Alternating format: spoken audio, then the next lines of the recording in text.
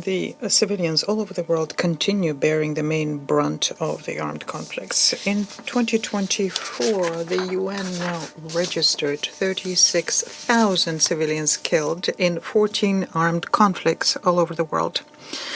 It is notable that we are not being given a breakdown by country, but if you analyze open sources, you can see the conclusion that about half of those people died in Gaza and in the West Bank of the Jordan River, where a bloody conflict continues. Last year, in the course of a similar meeting, we discussed a famine in Gaza.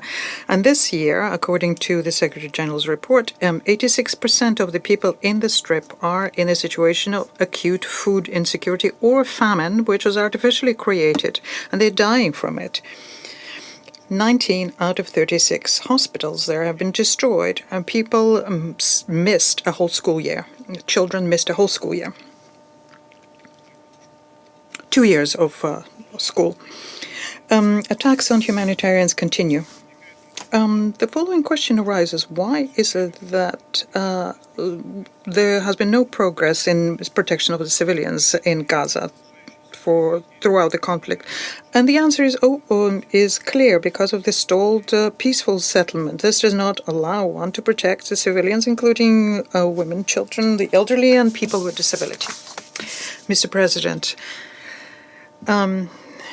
the conclusion in the Secretary General's report stating that the legality or illegality of an action from the viewpoint of international humanitarian law today depends very much on political preferences. And it's a very relevant conclusion. And we're witnessing that regularly in the course of discussions in the Council. But it's completely unacceptable when such political preferences become a basis for the preparation of a UN report. For example, the Secretary General's report prepared for this meeting, in that part of it which deals with Ukraine, mentions the civilian population of Russia suffering from conflict only once, and it's in the context of displaced people. It is not explained there that what is being talked about there are hundreds of civilians abducted by the Ukrainian forces in the Kursk Oblast and then used as hostages. So the following question arises. According to the Secretariat, there are no killed and wounded amongst Russian civilians. There are no attacks on civilian infrastructure. And why is this information completely absent from the report? Last year, in the course of a similar statement, we provided all the statistics covering last year, and we provide the UN with this kind of information in writing regularly. If you don't believe us, look at open sources, and you will see that in 2024, according to very minimal calculations, the number of Russian civilians who were victims of this is reaching the number of 5.5 thousand people. Out of them, more than 800 were killed. The wounds and maimings were inflicted on about 300 underage children. 51 child was killed. And the main reason for the victims amongst the civilians are the shellings of civilian infrastructure using explosive devices, small arms, light weapons, most of them foreign manufacture. Could you please look into the issue of the Ukrainian drone pilots tracking civilian transport in frontline areas? The report also mentions an appeal by ICJ to states not to provide weapons to those parties to a conflict which violate the IHL. But nothing is being said there about the continued arms supplies to the Kiev regime. But what the report does is mentions the alleged 300 attacks against energy infrastructure in Ukraine. It does not say that these are the infrastructure units which are servicing military units. And even the figures there are taken at face value from the Ukrainian side. The report even stoops to the unacceptably spreading Western fakes about children being separated from their parents, removing them forcibly without any specific supporting information. Mr. President, another important point on the agenda we're discussing today is the issue of the safety of reporters in armed conflicts. Kiev is terrorizing Russian representatives of mass media, the ones who are doing their professional duty when they are covering what is happening in the area of special military operation. The number of them killed and wounded since 2022 is in double digits. Since the beginning of this year alone, as a result of Ukrainian forces targeting attacks using inter alia high-precision missiles, 5 Russian mass media staff were killed and many people were seriously wounded. And once again, despite the fact that we regularly draw attention to these crimes, they're not being condemned in any way, shape, or form by the UN.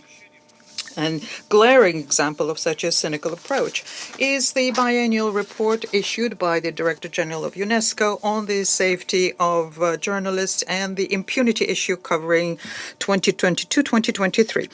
This report completely ignores the numerous facts of the Russian reporters being killed by the Ukrainian forces. UNESCO data about the report is something that the Secretary General refers to in his report. So once again, here we do not have objective information either. The report talks about the fight against impunity in Ukraine. Well, what is the basis for making such a conclusion about the country, which even when it ratified the Rome Statute of the ICT, it issued a reservation exempting its troops from responsibility for war crimes? I think that the description of the situation in the Ukrainian report merits an official investigation. How can you be talking about worrying about and protecting civilians after such lies and fraud? What we need to do first and find out what's happening within the Secretariat itself and making sure that those who try to mislead the Council are brought to account. Mr. President, the duty to hold those responsible to account, those who are responsible for violating international humanitarian law, lies with each state. It's through the efforts of national justice that we have a foundation of the fight against impunity. We do not understand the reason why is it that every year the report persistently includes information about the ICC in its pages. This is a separate entity, has nothing to do with the UN. ICC is drowning in politicization and double standards and has become renowned for ineffectiveness. The appeal to states, we have in the report, the appeal to accede to the statute of this puppet tribunal is completely inappropriate. ICC's ineffectiveness can only be rivaled by another body also praised in the report, and it's the residual mechanism for criminal tribunals.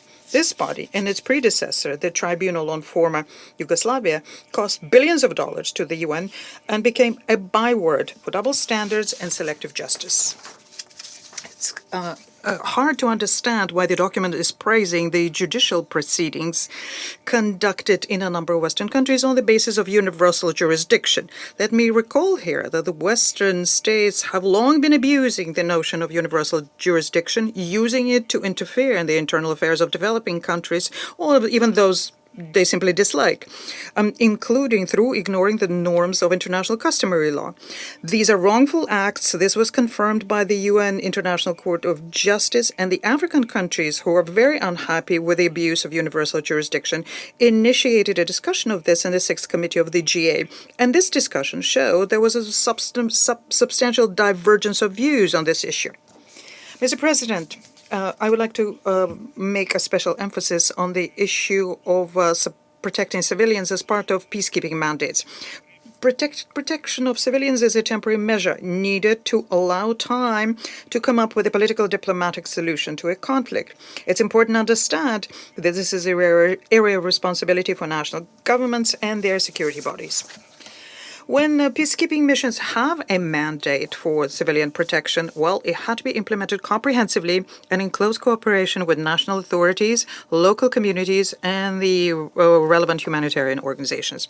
But the main role in the protection of civilians is played by the troop and police contingents of UN PKOs. They ensure direct protection for the most vulnerable people and sometimes sacrificing their lives in the process. And side by side with that, what needs to be happening are efforts to reform the security sector and to provide them with professional training, because without strengthening them, without ensuring their professional growth, it will be impossible to arrive at sustainable results. And this is the area that doesn't always get enough attention. Further thought needs to be given to the issue of how realistic it is to have a peacekeeping mandates on protection of civilians when they include the human rights monitoring, gender issues, prevention of sexual violence, and other points. This leads to an unjustified interlinkage between the political, human rights, and humanitarian action. To what extent this improves overall effectiveness is a big question, but what it does do is clearly increase the expectations of people, which are not always fulfilled. Furthermore, in a number of issues, the monitoring of human rights is being used to exert political pressure on the government, which is completely unacceptable. And we don't see how the special political missions or UN humanitarians on their own can help protect civilians who are under the threat of violence. Mr. President, in conclusion, I would like to draw your attention to yet another conclusion in the Secretary General's report. It states that the situation with the protection of civilians has been deteriorating for the past 150 years after the norms were created. We cannot agree with this statement. Despite the difficult situation of civilians in armed conflicts today, their situation cannot be compared to what was happening 80 years ago, more than 80 years ago, in the course of the Second World War on the territory of the Soviet Union. At the time, over the 3 years when the Soviet territory was being occupied by the German Nazis, more than 13 million people died. And at the same time, despite the sentence handed down by the Nuremberg Tribunal, a considerable number of the most abhorrent Nazis remained at large. And the Western countries advocating the fight against impunity so much today looked at the situation calmly, then took them in and allowed numerous Nazi criminals to avoid justice. I thank you. I thank the representative of the Russian Federation, and I now give the floor to His Excellency Mr. Alexis Vafiades, Minister of Transport, Communication and Works of Cyprus. The 9,921st meeting of the Security Council is called to order. The provisional agenda for this meeting is protection of civilians in armed conflict. The agenda is adopted. I would like to warmly welcome the distinguished ministers and other high-level representatives present in the Security Council chamber. Your presence today underscores the importance of the subject matter under discussion. Before each of you is a list of speakers who have requested to participate in accordance with Rules 37 and 39 of the Council's Provisional Rules of Procedure, as well as the previous practice of the Council in this regard. We propose that they be invited to participate in this meeting. There being no objection, it is so decided. The Security Council will now begin its considerations of item 2 of the agenda. I wish to draw the attention of Council members to document S 2025-301, a letter dated 7 May 2025 from the Permanent Representative of Greece to the United Nations addressed to the Secretary General, transmitting a concept paper on the item under consideration. I now give the floor to Mr. Tom Fletcher, Under Secretary General for Humanitarian Affairs and Emergency Relief Coordinator.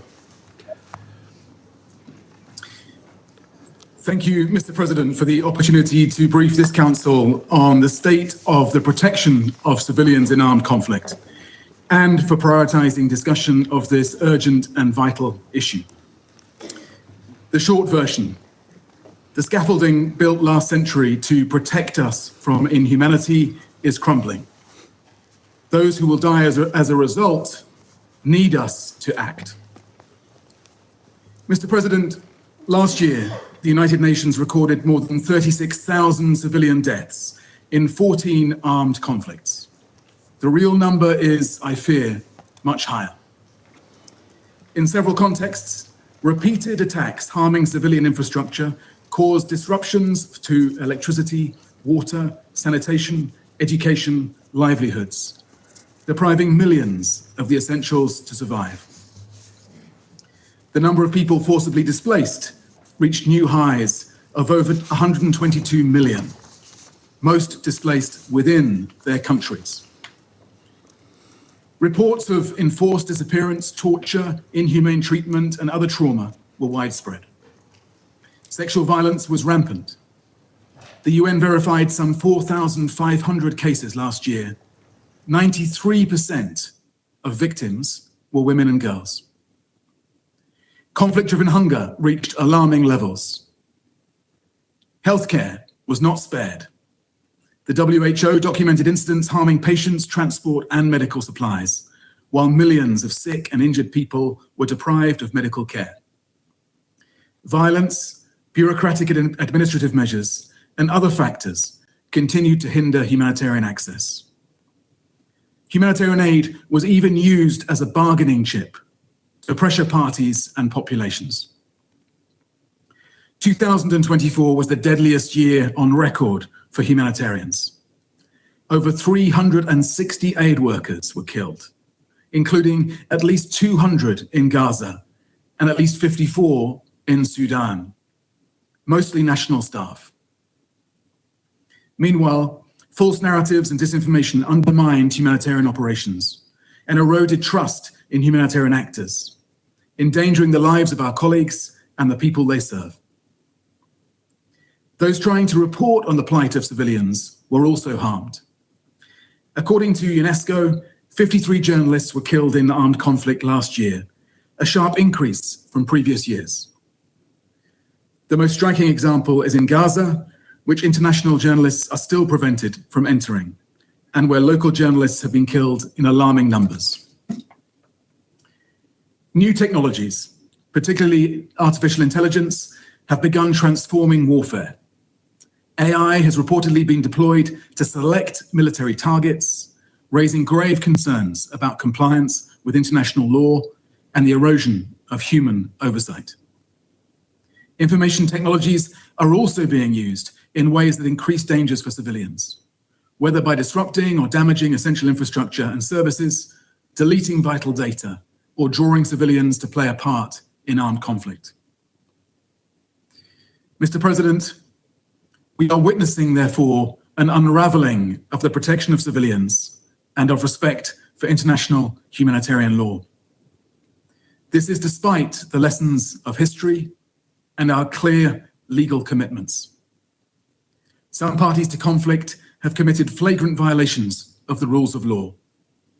Some have justified immense civilian harm through permissive interpretations of the law, loosely defining who is a lawful target, what constitutes a military objective, or what level of civilian harm is proportional.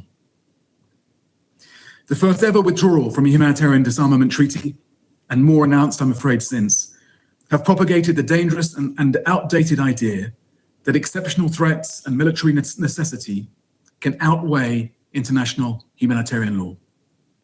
Some states consider the law selectively, depending on the parties concerned or the interests at stake.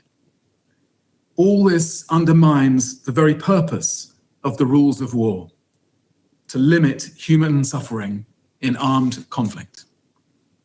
All this jeopardizes the protection architecture that took decades to build. There is, though, another path, provided that this Council and member states take action to salvage what they have built. First, compliance. All parties must respect international humanitarian law. All states have a duty to ensure respect for it. Political dialogue, public condemnation of violations, training of armed forces, and responsible arms transfers are tangible actions members must take to that end. The International Court of Justice has reminded all states of their international obligations relating to the transfer of arms to parties to an armed conflict, in order to avoid the risk that such arms might be used to violate the 1949 Geneva Conventions and the Genocide Convention. The measures required to protect civilians are long-standing and time-tested. They require strict adherence to international law and the adoption of good faith policies and practices to enhance protection. Second, fighting impunity. In 2024, we saw important steps forward. In Uganda, a former commander of the Lord's Resistance Army was convicted of 44 charges, including murder and rape. In Liberia, the president established a war crimes court to address atrocities from the civil wars. National courts in France, Germany, Portugal, and elsewhere prosecuted individuals for war crimes committed abroad. The International Criminal Court issued new arrest warrants. These efforts must be supported. Justice must not be selective. It must remain independent and not be politicized. Attacks on the integrity of courts are unacceptable. Third, we must acknowledge that not all civilian harm stems from violations of the law. Even when parties comply, the scale of civilian harm can be devastating. And that is why the Secretary General has called for a more comprehensive and people-centered approach to the protection of civilians. This entails adopting strong policy and operational measures to protect civilians and a deeper understanding of patterns of life and harm.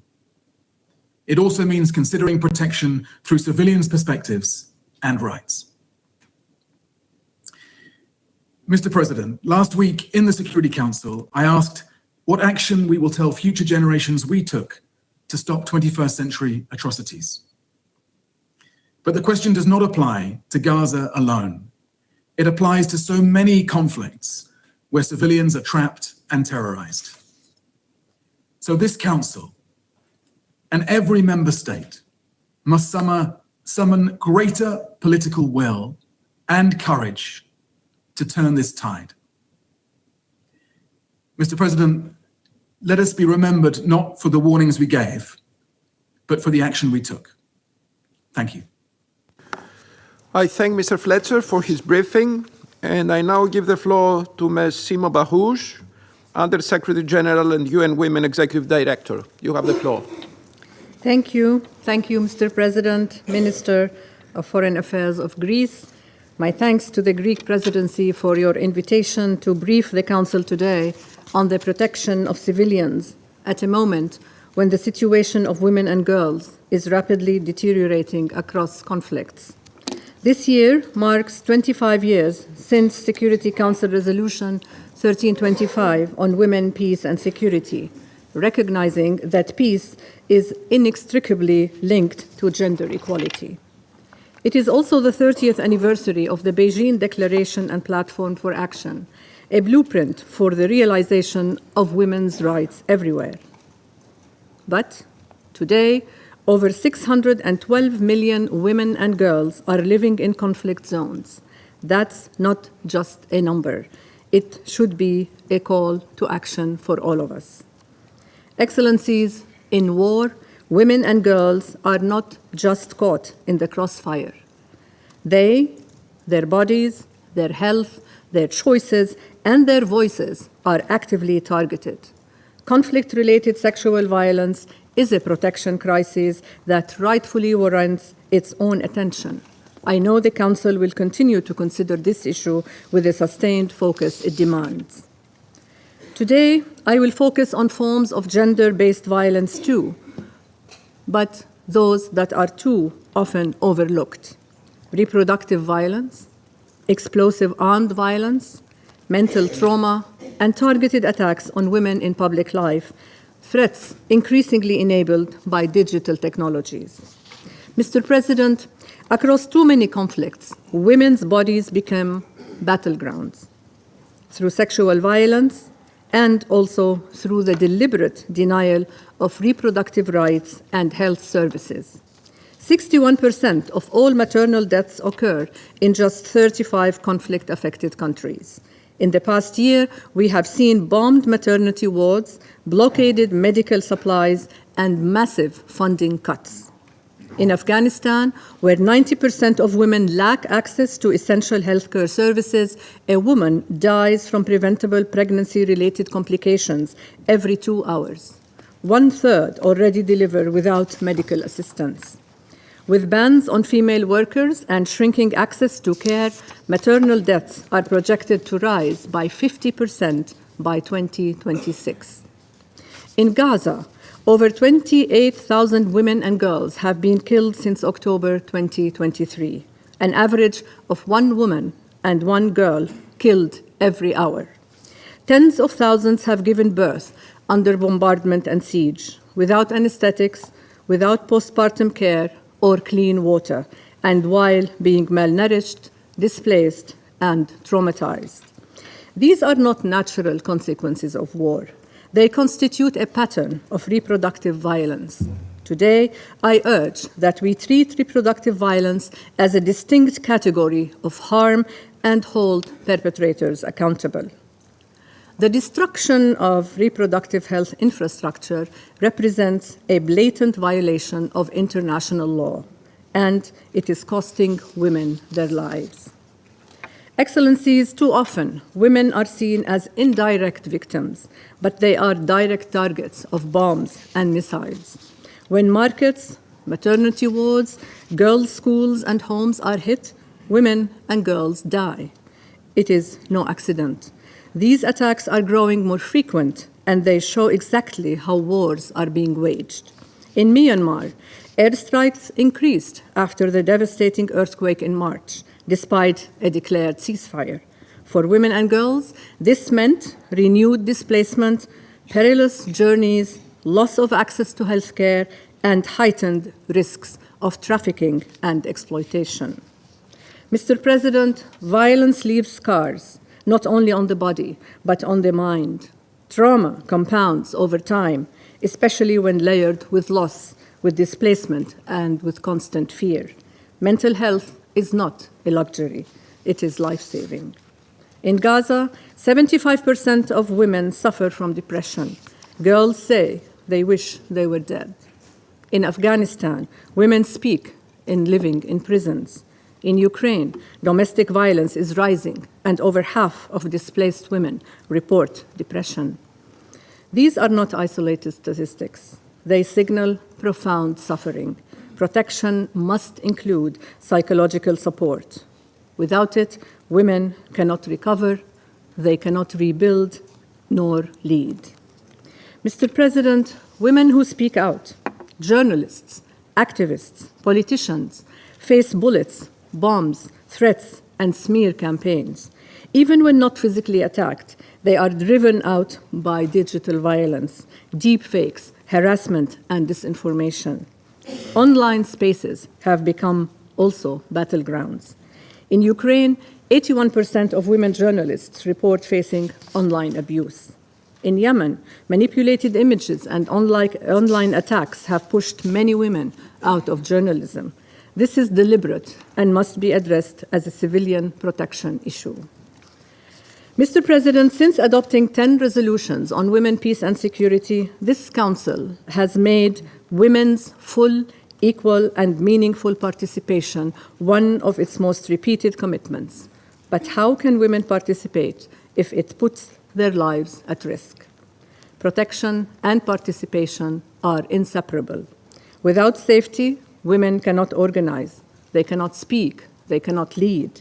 And without their leadership, peace efforts fail and accountability breaks down.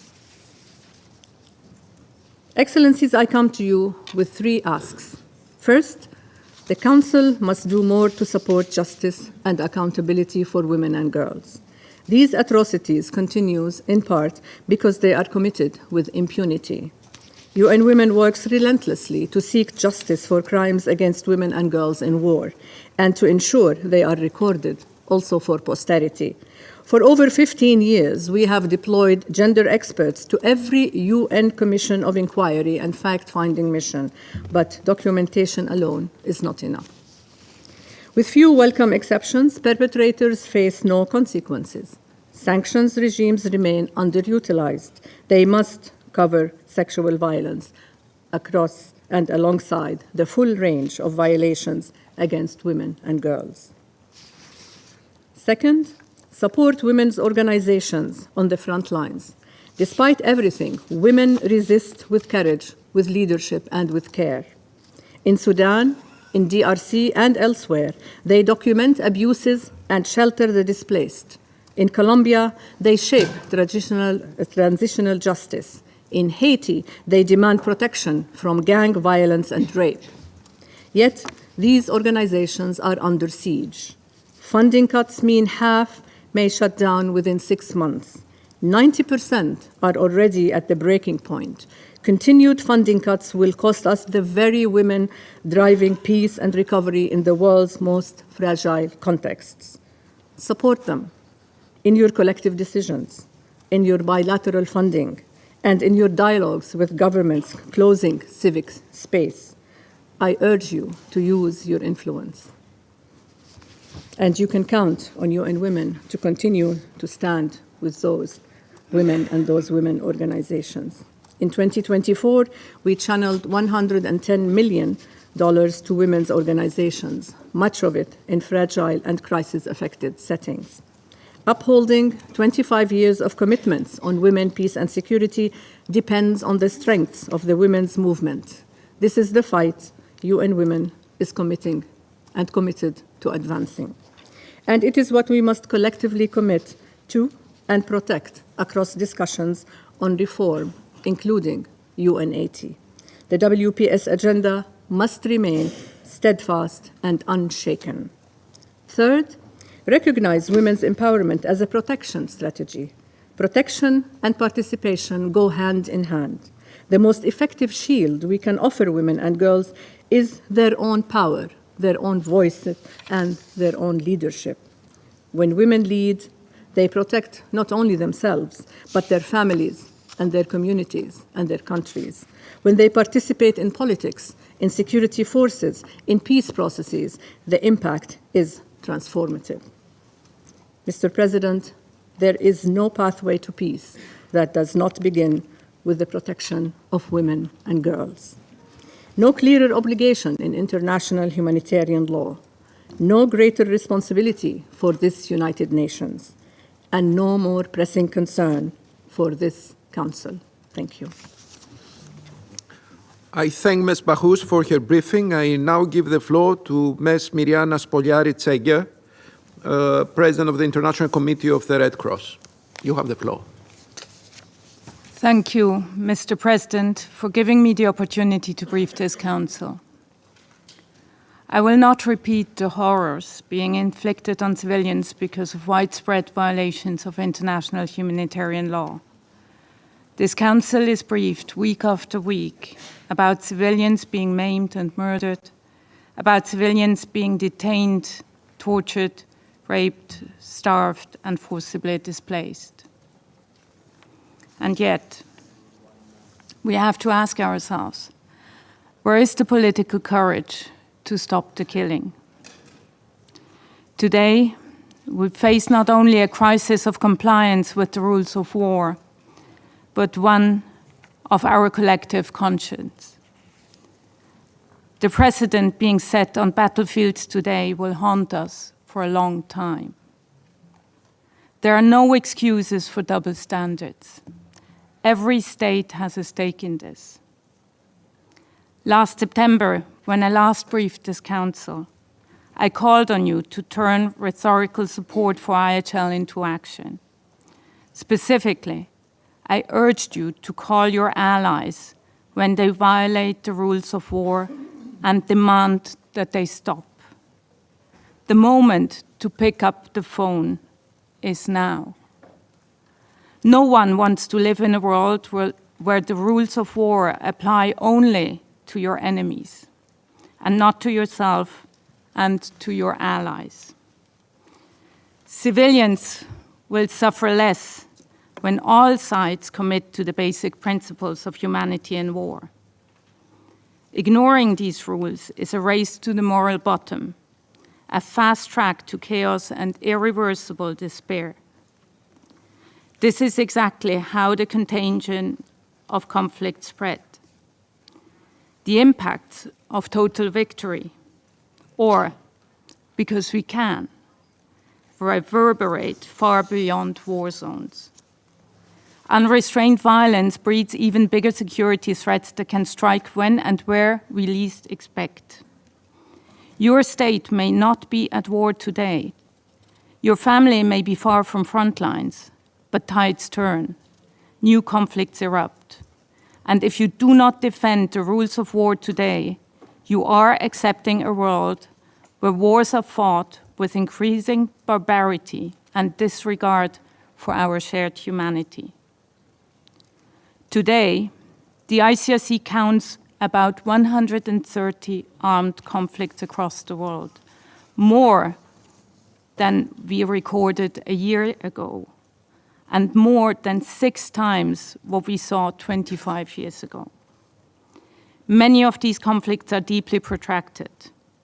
In many parts of the world, armed forces or non-state armed groups represent the only viable source of income. This does not support hope for stability, let alone sustainable economic growth. And most importantly, the world of today is more interconnected than ever. In today's conflicts, you do not have to pull the trigger to be complicit in the consequences. Mr. President, the Geneva Conventions were born out of the smoldering ruins of war, out of genocide, out of mass suffering, to sear into public consciousness that wars must have limits. The horror inflicted on civilians in World War II rallied the world to expand international humanitarian law to provide protections to civilians in times of armed conflict. This led to the creation and adoption of the Fourth Geneva Convention, which provides clear, unambiguous protections for civilians in times of armed conflict to which all states are bound. International humanitarian law prohibits torture, sexual violence, and hostage-taking. It requires hospitals, homes, and schools to be spared from hostilities. It demands that all those who are captured and detained in conflict be treated humanely. It specifies that the wounded and sick must be cared for and that civilians have a right to receive humanitarian aid. International humanitarian law also places special emphasis on the vulnerabilities of civilians living in occupied territories. They must have access to food, water, and medical care. IHL forbids the forcible transfer or deportation from occupied territories. It specifies that if conditions are made unbearable through indiscriminate military operations, denial of food, water, medical care, or safety, any movement of civilians would still be considered involuntary. Protecting civilians means upholding these protections. The survival of these life-saving rules cannot be taken for granted. They must be defended, and they must be prioritized. I'm calling on this Council to prevent any permissive signals that IHL can be ignored, that life-saving aid can be denied, and that principled humanitarian action can be replaced. This sets dangerous precedents, especially when conflict is the greatest driver of the very needs that are being ignored as I speak. Mr. President, this Council was created to promote international peace and security. Your responsibility to find ways to de-escalate, to reconcile, and to build a more stable and prosperous world will be far harder if we allow the rules to be trampled with impunity. The way wars are fought influences how they end. The path to peace starts in a prison cell.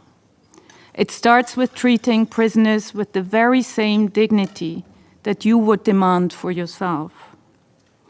Peace starts with treating the wounded, reconnecting separated families, and ensuring the provision of life-saving aid and sparing civilians and civilian infrastructure from harm.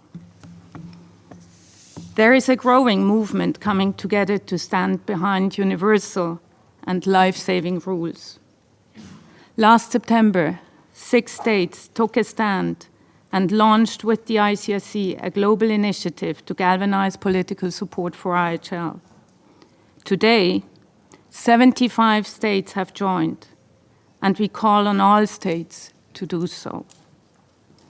It is in the darkest moments that our commitment to protecting civilians is most tested, and needed.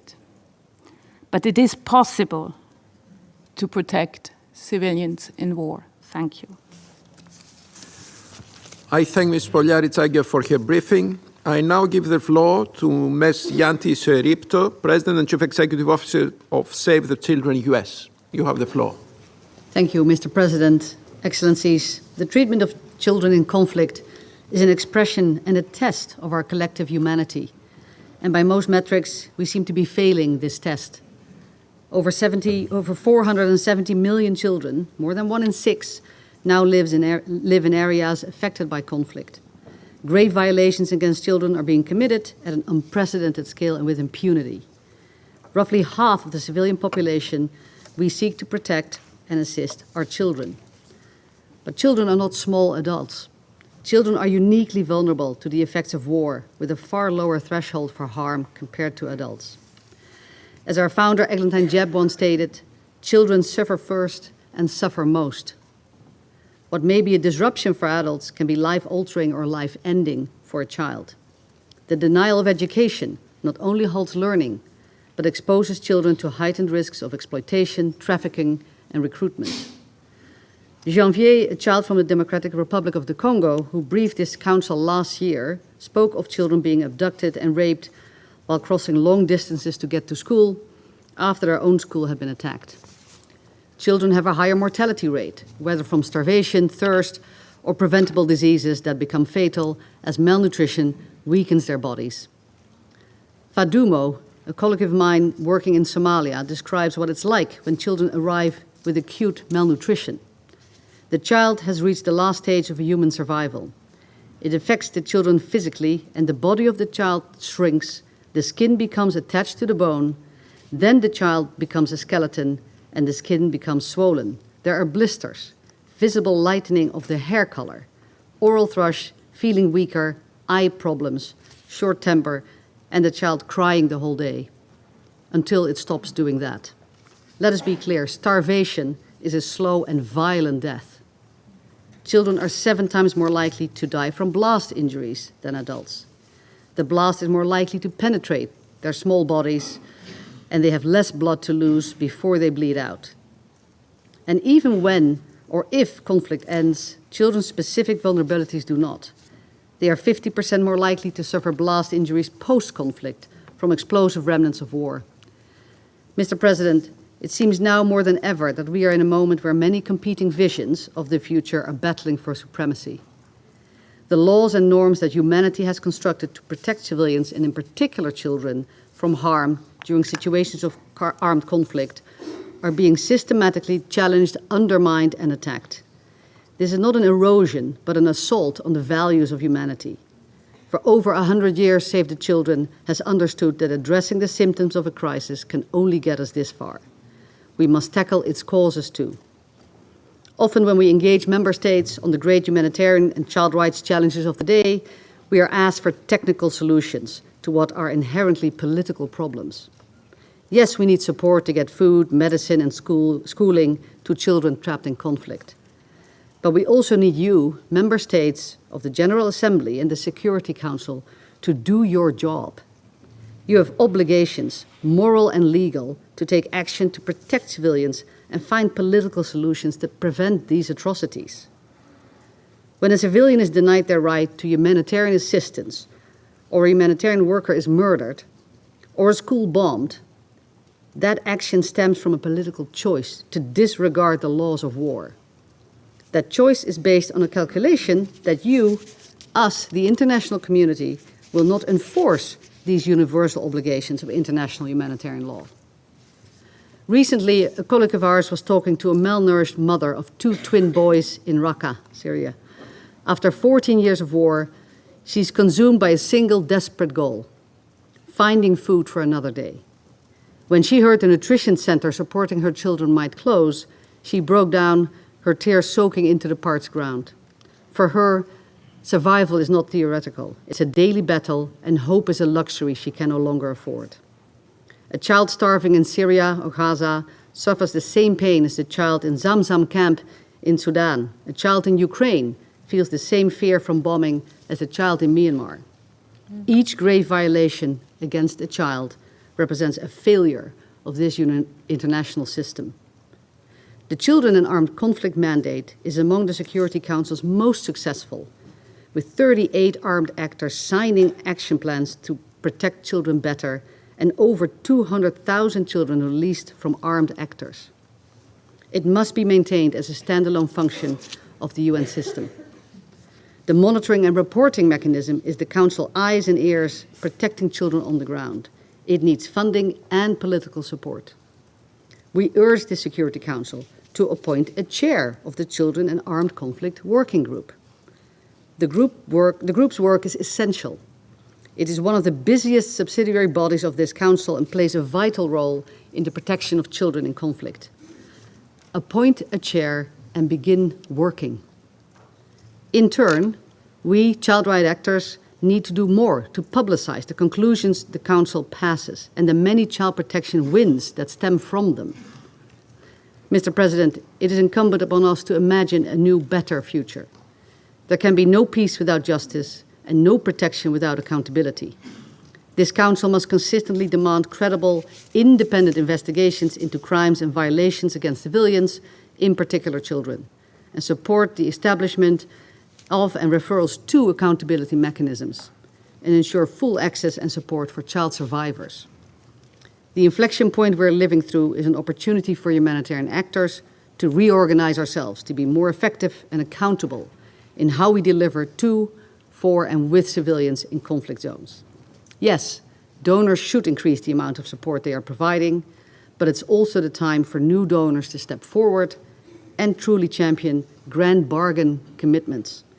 It's an opportunity for member states to embrace the laws and tools we have at our disposal already and use them. Fulfill your commitments, legal and moral, to protect civilians in conflict. Make tough political choices. Call out perpetrators of harm. Use the institutions we do have to effect. Reform them where they are broken. Ratify and implement the newer instruments of international law that have emerged, like the Safe School Declaration. There is no shortage of energy, ideas, and initiatives to improve children's futures. They only need to get done. Protection of children is the basis of justice today and the foundation for peace and security tomorrow. We urge you to act. Thank you. I thank Ms. Soripto for her briefing, and I shall now make a statement in my capacity as the Minister of Foreign Affairs of the Hellenic Republic. First of all, I thank Mr. Tom Fletcher, Under-Secretary General for Humanitarian Affairs and Emergency Relief Coordinator, Ms. Sima Bahush, UN Under-Secretary General and UN Women Executive Director, Ms. Mirjana Spoliaric, President of the International Committee of the Red Cross, and Ms. Yanti Soripto, President and Chief Executive Officer of the NGO Save the Children US, for their insightful comments. Today, we encounter a multitude of severe crises: aggression, forced displacement, climate change, food insecurity, public health challenge, and malicious use of digital technology. These challenges form the backdrop to the devastating impact of armed conflict on civilians around the world. And I note what President Spoliaric mentioned about the surge in armed conflicts, today actively 130. Almost 2,500 years ago, the Athenian historian Thucydides wrote that war is a violent teacher. These words still resonate. 80 years after the end of World War II, we found ourselves in one of the most critical periods in modern history. The humanitarian crisis in Gaza has reached catastrophic proportions, as no aid is let into Gaza remains for more than 2 months now. With more than 50,000 Palestinians dead, the level of human suffering is unprecedented, and the need for the respect of international humanitarian law, and more specifically for the 4 Geneva Conventions, remain even crucial. Compliance is imperative, as Under-Secretary Fletcher just mentioned. In Europe, the 2022 invasion of Ukraine by Russia was an indelible effect on civilians. Attacks with heavy civilian casualties have intensified significantly since the beginning of this year. Worldwide, there are conditions that are degrading to human dignity, with displaced populations and people on the verge of poverty, as is the case in the Sudan, DRC, Syria, Yemen, Myanmar, Haiti, to name but a few. According to the Secretary General's latest annual report, 2024 bore witness to appallingly increased numbers of killed humanitarian personnel and journalists. Missing persons increased by more than 16,000, while a staggering 52 million children stayed out of school in countries affected by armed conflicts. We should consider that behind these numbers lie human lives and the rights of future generations.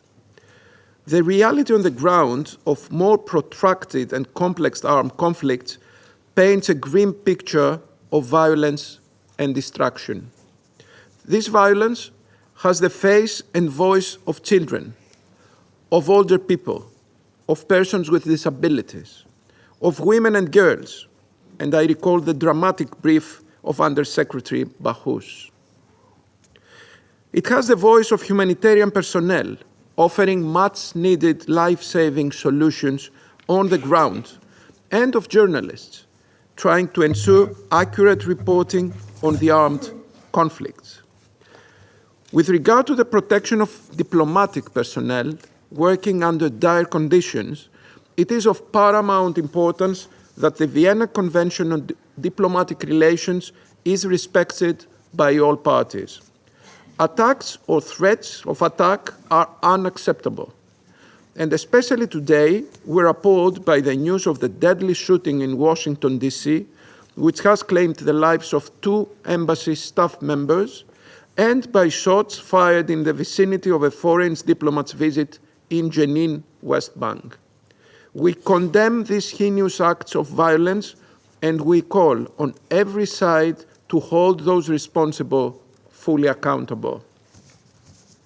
With these considerations in mind, allow me to begin by focusing on the single most vulnerable group that I believe we can all agree should be our highest priority in the field of protection: children.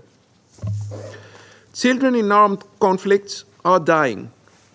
We consider it a moral imperative to end and prevent any violence against them. I would like to commend the invaluable work by UNICEF, the Special Representative of the Secretary General for Children and Armed Conflict, as well as the Special Representative of Secretary General on Violence Against Children.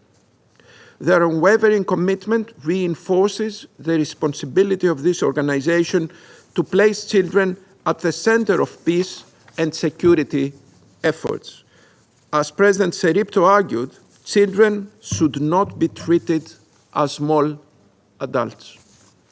In their efforts to support their families and communities in armed conflicts, women, including caregivers, often experience physical, sexual, and psychological violence.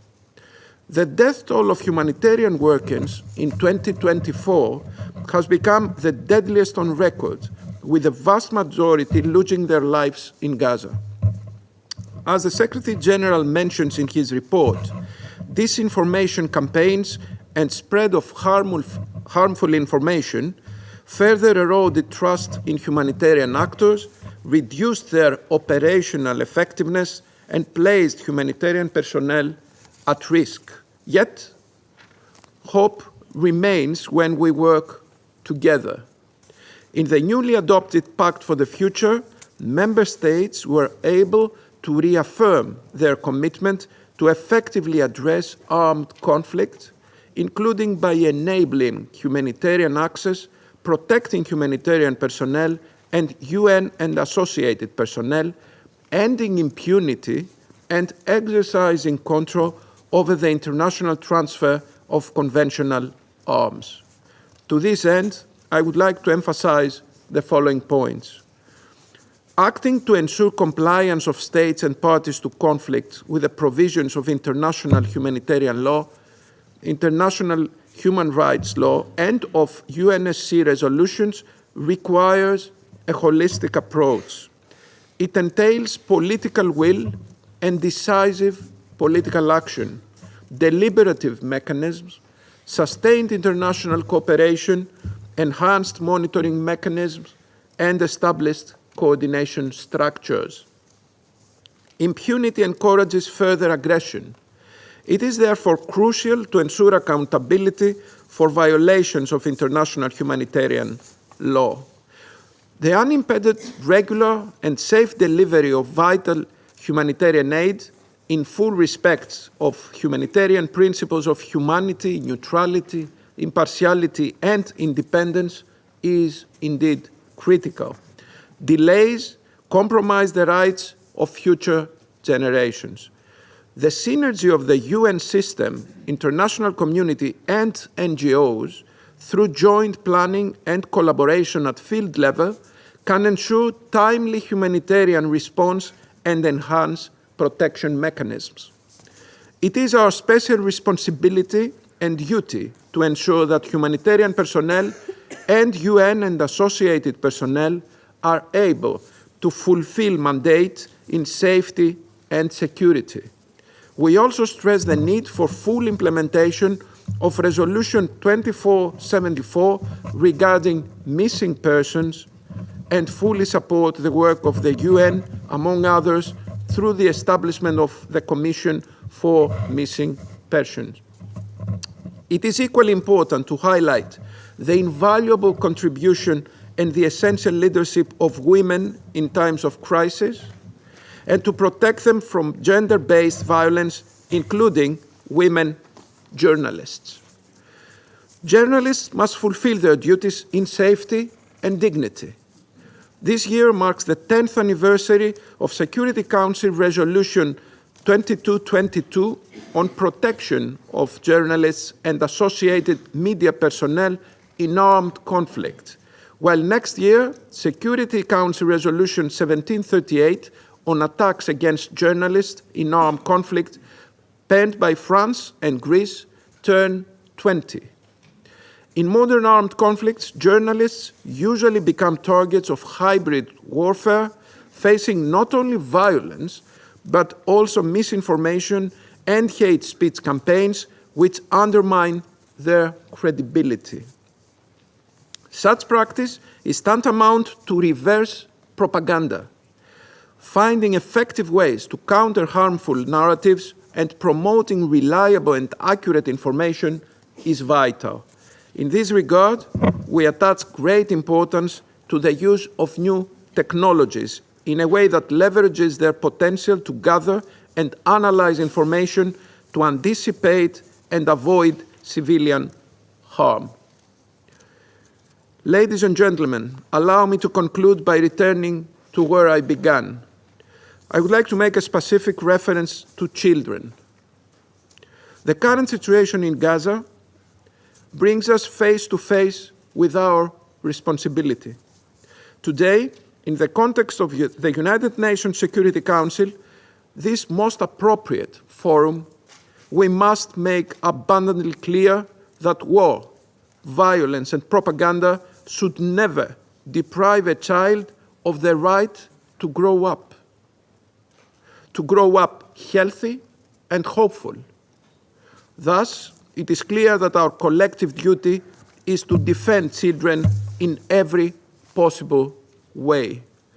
While keeping this in mind, we ought to request the obvious in the institutional context of the Security Council, the immediate, full, unhindered flow of humanitarian aid at scale into all parts of the Gaza Strip, including food, medicines, and essential supplies, combined with a sustainable ceasefire and the immediate release of all hostages.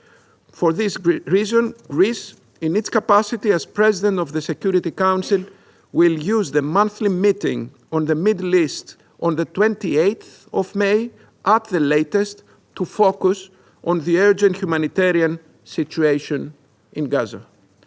I now resume my functions as President of the Council, and I thank you all.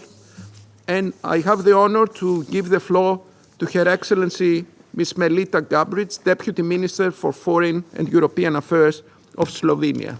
You have the floor. Thank you, Mr. President. Executive Director Bahus and USG Fletcher, thank you very much for your briefings. My sincere thanks also go to ICRC President Spolerich Eger and Ms. Sorpito for your important messages.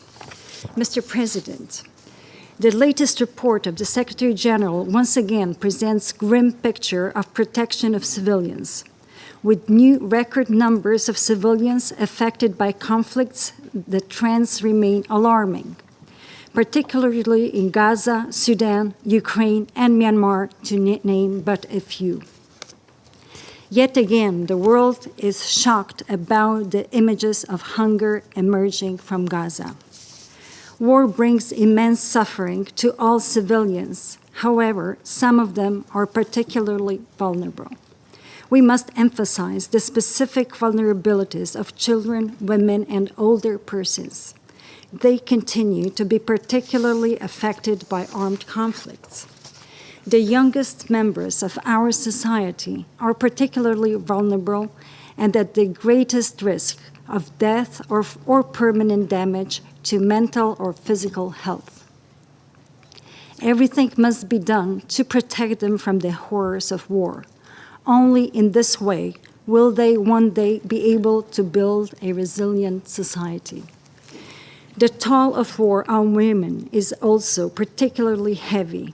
In addition of being the backbone of their families and communities, they are under an even greater risk of being targets of sexual and gender-based violence, including rape and forced marriage.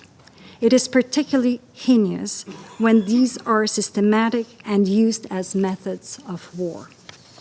Today, I also wish to put special emphasis on older persons. Despite globally aging population, the severe and often overlooked impact of armed conflict on older persons warrants our urgent attention. We see merit in this Council examining the specific challenges faced by older persons in armed conflicts, including older women. Contemporary rules of war came into existence over 150 years ago. However, despite all the said lessons throughout history, and despite the clear legal commitments and obligations, parties to conflict continue to violate these rules blatantly, openly, and more frequently. Particularly disturbing is the fact that the civilians are deliberately targeted in order to achieve political and military goals by causing as much civilian suffering and casualties as possible. How is this humane? However, international humanitarian law goes beyond prohibiting targeting of civilians. It includes the question of provision of essential services for the civilian population. It prohibits parties from attacking or destroying critical civilian objects and infrastructure, as they are vital for human survival, including drinking water installations and supplies. Yet, this continues to occur in conflicts around the globe, including in Ukraine, where civilian infrastructure is deliberately targeted. For Slovenia, one of the most pressing concerns in conflict settings is the protection of water and sanitation infrastructure.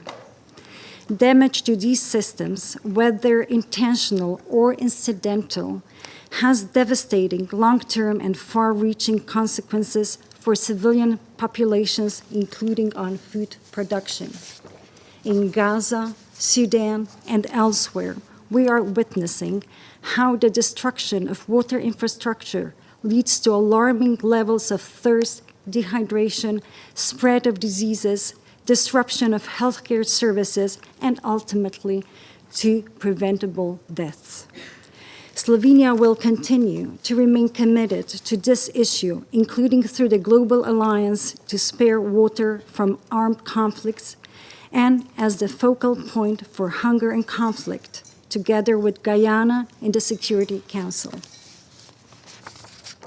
Let me also take this opportunity, Mr. President, to welcome ICRC's global initiative to galvanize political commitment to international humanitarian law, which responds to persistent and widespread disregard for the international humanitarian law.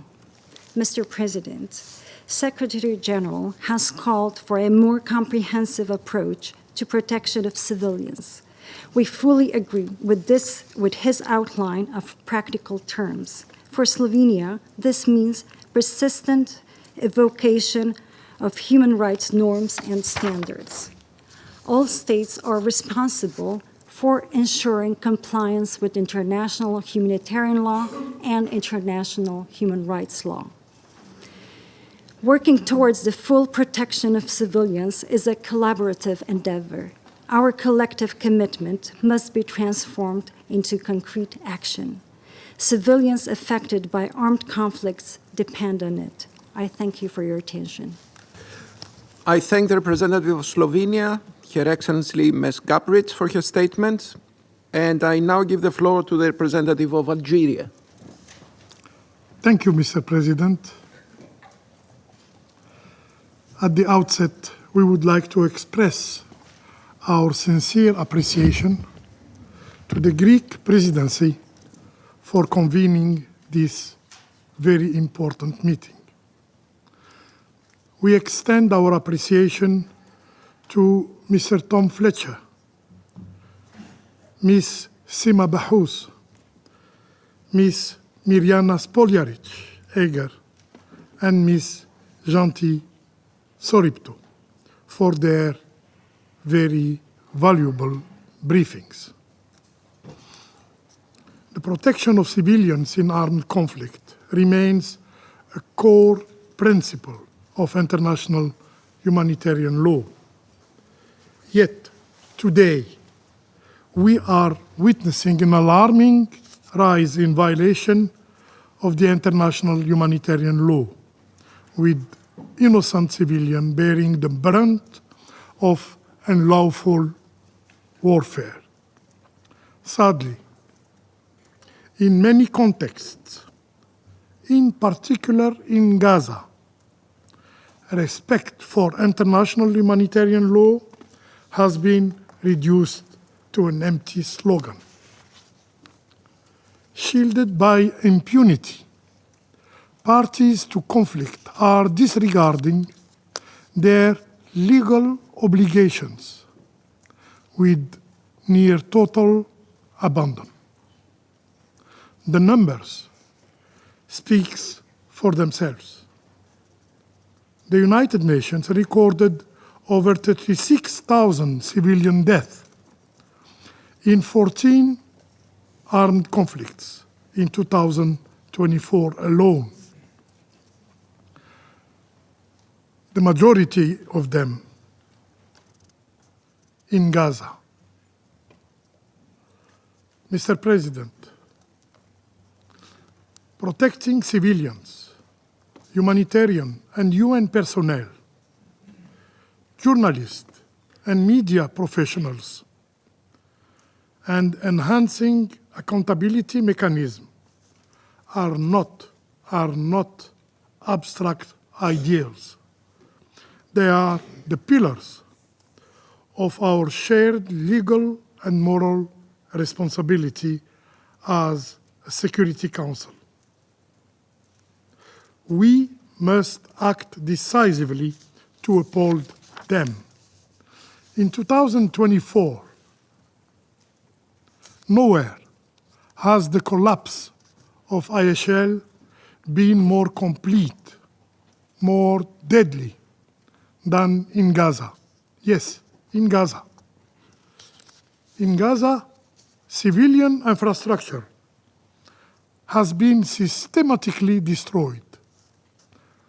By the end of last year, nearly 70% of all structures in Gaza were damaged or flattened.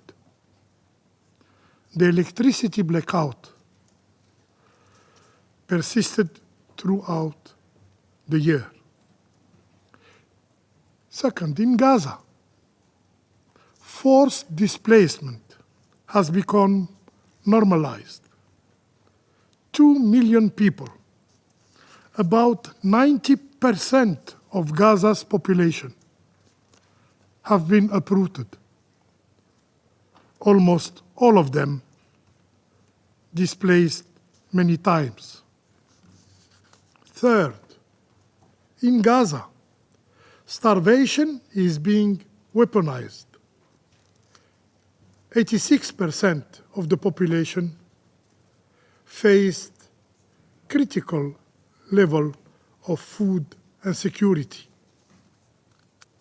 Fourth, in Gaza, medical neutrality has been obliterated. Over 300 attacks on health facilities were recorded in Gaza.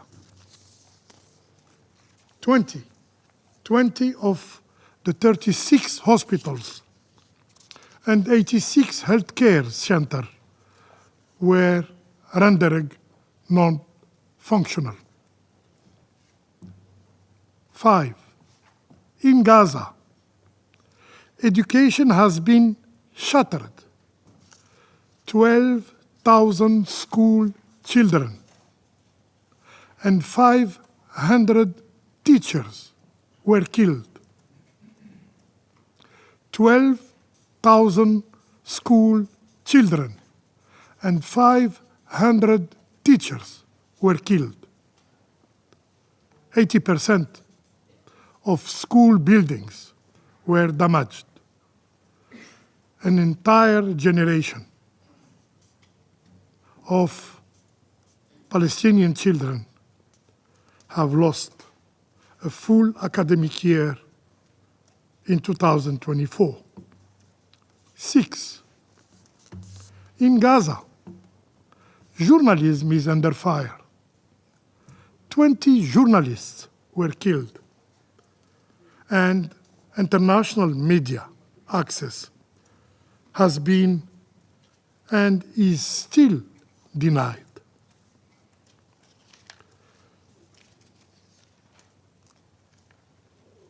Murdering not only lives, but also the truth.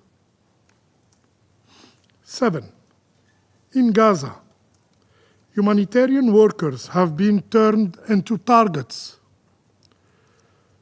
2024 was the deadliest year on record in the world, with over 200 of 360 humanitarian workers killed in Gaza alone. This situation is unacceptable. And the Council, this very Council, can no longer remain silent, remain idle. We must assume our responsibilities, our mandate as member of this Council for maintaining international peace and security. We must act without delay. Mr. President, Algeria, with the support of the Arab group, intends to circulate a very concise draft text focused on the humanitarian situation in Gaza, as well as the access and distribution of humanitarian aid throughout the entire Strip. We count on everyone's support and spirit of compromise in this important endeavor. We will use language that we hope can unite not only Security Council members, but humanity is entirety. Enough killing, enough suffering for the Palestinian people. Mr. President, the failure to protect civilians is not the result of lack of norms. It is a failure of will. The rules exist. What is lacking is the political will, is the political courage to enforce them. We must collectively reaffirm that international humanitarian law is not negotiable. It is the last shield for the innocent amid the horror of war. We owe it to the victims to ensure that these rules are upheld. All victims deserve justice, deserve accountability.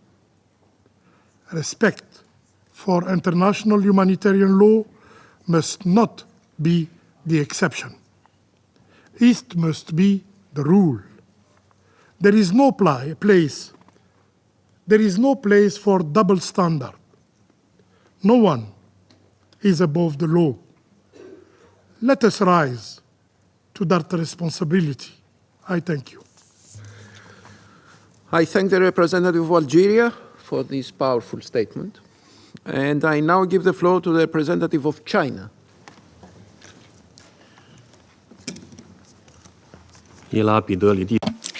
Your Excellency Foreign Minister Yerapetratis, thank you for presiding over today's open debate.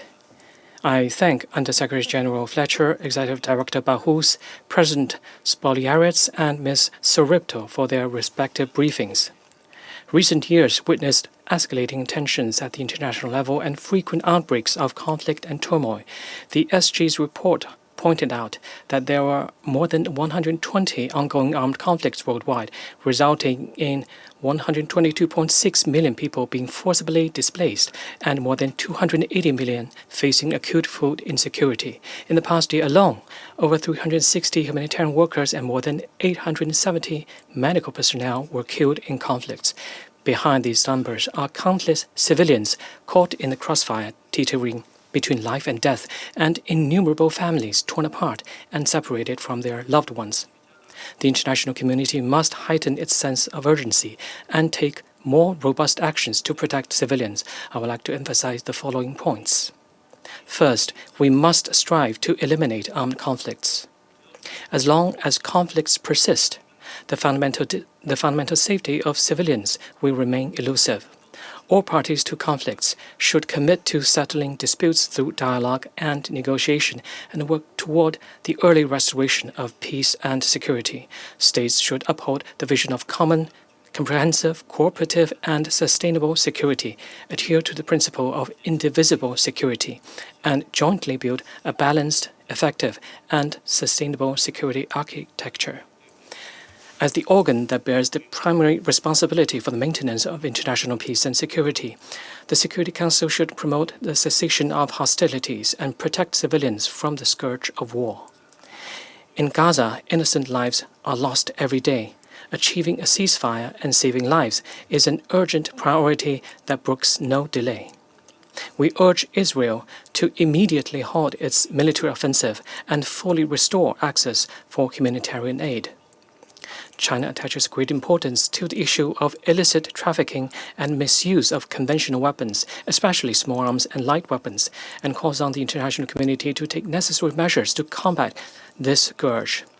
The continued influx of illegal weapons has fueled rampant gang violence in Haiti. A certain country should strictly implement the Security Council's arms embargo on Haiti. Second, international humanitarian law must be strictly observed. Civilians and civilian infrastructure must never be targeted in military operations, and the safety and security of UN personnel and humanitarian workers must be guaranteed. Humanitarian aid must not be politicized, and essential supplies such as food and medicine must not be weaponized. These fundamental principles of IHL are widely recognized, yet they have been repeatedly breached and violated in conflicts. Compliance with IHL is a binding obligation for all parties, not an optional choice. Any double standards or selective application will erode the foundation of international rule of law and incentivize even further violations. The right to life and health of women and children deserves special attention and priority protection. The misuse and potential weaponization of emerging technologies such as artificial intelligence poses serious risks.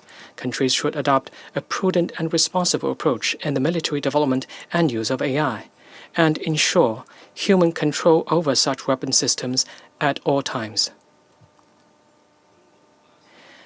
China partnered with Brazil, France, Jordan, Kazakhstan, South Africa, and the ICRC in launching a global initiative on IHL, with a view to galvanizing the international community's political commitment to IHL.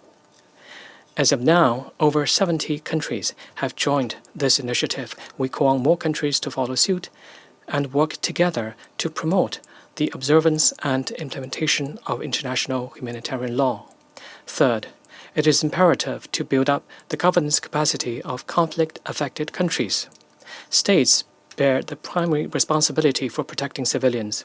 When responding to conflicts, the international community should not only address immediate priorities, but also focus on long-term needs, providing targeted support to help the affected countries bolster their capacity to protect civilians. Poverty and underdevelopment are root causes of conflict and major obstacles to its resolution. The international community should increase development assistance to conflict-affected countries, teaching them how to fish. This includes supporting economic development, promoting employment, eradicating poverty, and improving livelihoods, especially breaking the cycle of intergenerational poverty in order to gradually eliminate the breeding ground for conflict and violence. UN peacekeeping operations should incorporate capacity building for host countries into their transition strategies at an early date and create conditions for the gradual withdrawal of peacekeepers. Fourth, international humanitarian assistance must be scaled up. The UN and other humanitarian organizations have brought a ray of hope to civilians suffering from hunger, disease, and displacement. However, since the beginning of this year, humanitarian operations have been significantly scaled back, not because situations have improved or needs have diminished, but due to severe funding cuts. OCHA is currently facing a $60 million funding gap, and agencies such as the WFP and UNICEF are also experiencing serious financial shortfalls. As the Secretary General has pointed out, funding cuts will only aggravate the suffering of ordinary people who rely on aid. We call on the international community, especially traditional donors, to increase their support and ensure that the UN and other humanitarian agencies have sufficient resources to carry out aid operations. Mr. President, China gives high priority to the issue of protection of civilians. China has consistently promoted the political settlement of hotspot issues, actively participated in UN peacekeeping operations, and worked within the framework of South-South cooperation to help relevant developed countries enhance their governance capacity. China remains committed to working with the international community to free the world from conflicts and achieve peace and stability for all. Thank you, President. I thank the representative of China for the statement, and I now give the floor to the representative of France. Vous avez la parole. Merci, Monsieur. Thank you, Mr. President. And thank you, Mr. Minister, for convening during your presidency of this open debate, and we understand very well the importance of it all. I'd like to also thank Mr. Fletcher, Ms. Spoljarek, Ms. Bahous, and Ms. Soripto for their briefings. From this briefings and the most recent report of the Secretary General, what it shows us is a deadly and damning outcome. In 2024, more than 36,000 civilians died in 14 major conflicts. Methods of war have become harsher. Violations of international humanitarian law are on the increase. And the civilians are being targeted more or less systematically, starting with women and children. This reality cannot be gone over in silence. We denounce that. We refuse to remain inactive given the tragedy in Gaza. The population is facing quasi-famine, and the Israeli government refuses to provide essential humanitarian assistance to civilians. In Sudan, the conflict resulted in 11 million people leaving their homes, and women and children are being systematically subjected to sexual violence. And we refuse to remain indifferent in the face of the suffering of Ukrainian civilians deliberately targeted and bombarded. And we condemn the violences committed against all of the civilians, be it in the DRC, in Burma, or in many other countries ravaged by war.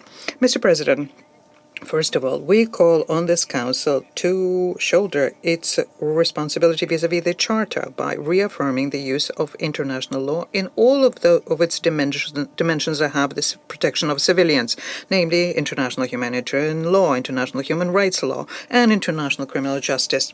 Our collective responsibility as member states is to uphold and make upheld the international humanitarian law. It's up to states to endorse the legal principles, in this, in particular, the protocols additional to the Geneva Conventions, and to integrate these provisions in their national provisions and military doctrines. It's up to the states to uphold the international human rights law, which is complementary to international humanitarian law. Protecting the fundamental rights of citizens at times of peace means that the rights of populations in wartime will also be upheld.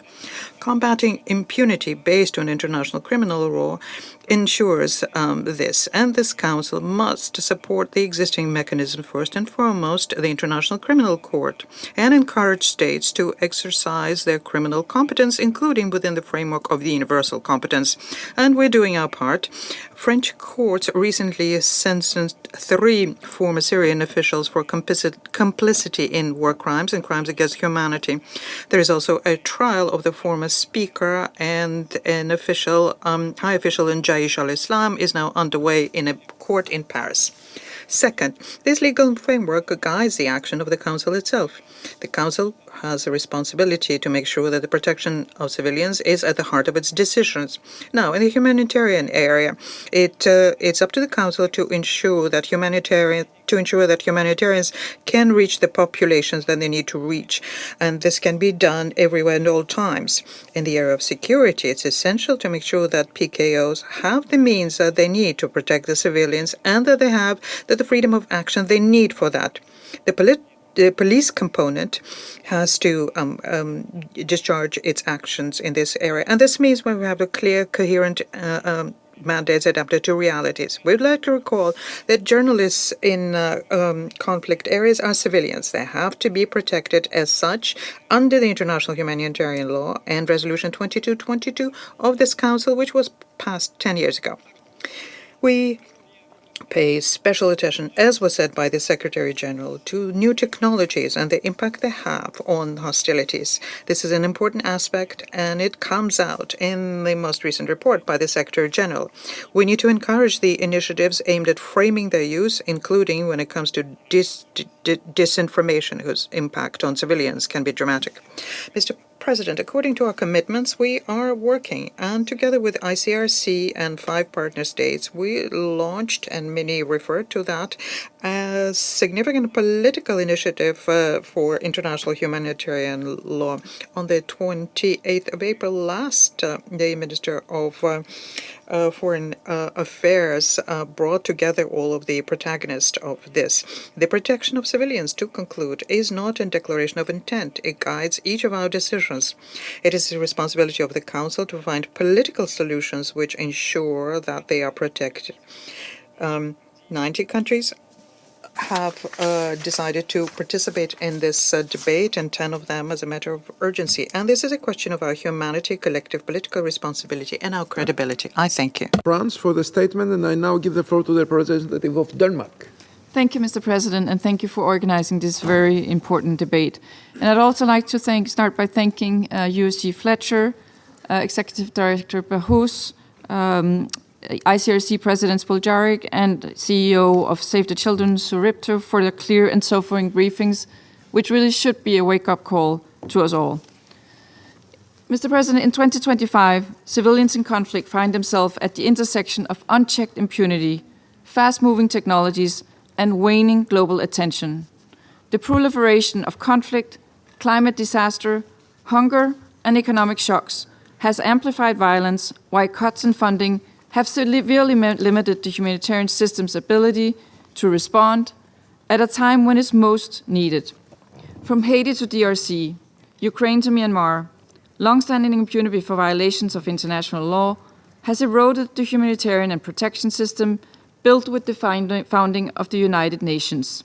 And this is something several of our briefers have pointed out here today. Multilateral values are clearly under pressure. This information recasts victims as perpetrators and perpetrators as victims. Meanwhile, cheap but powerful weapons lower the threshold for violence and are used to dampen dissent and protest worldwide. Put simply, impunity has pushed our system to the breaking point. The system we collectively have worked so hard to establish and nourish for the past 80 years.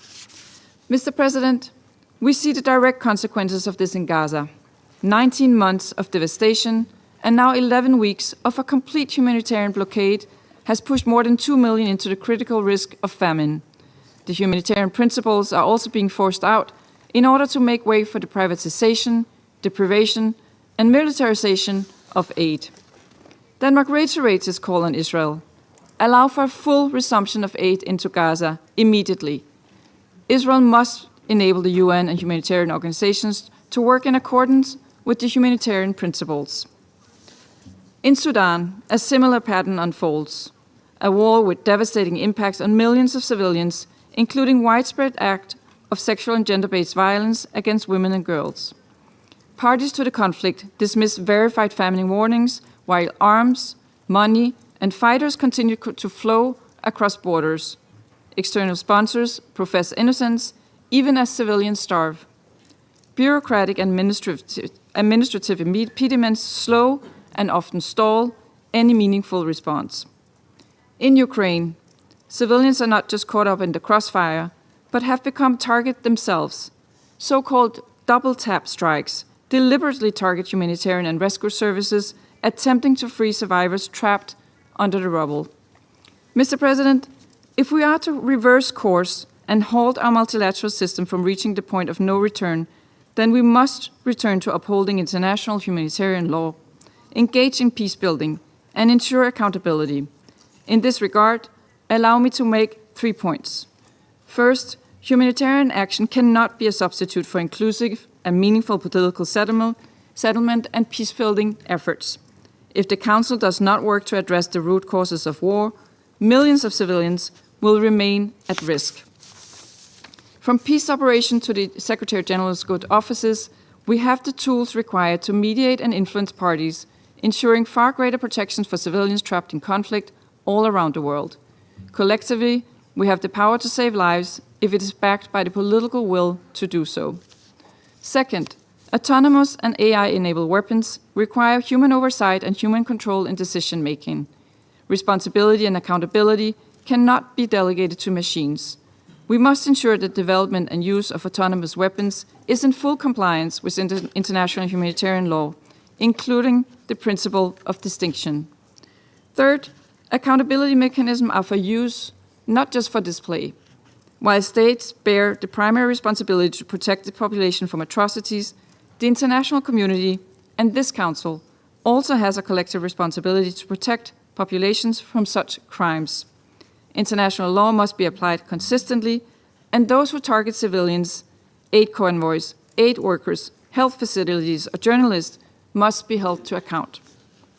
Mr. President, persisting impunity is a driver of new atrocities.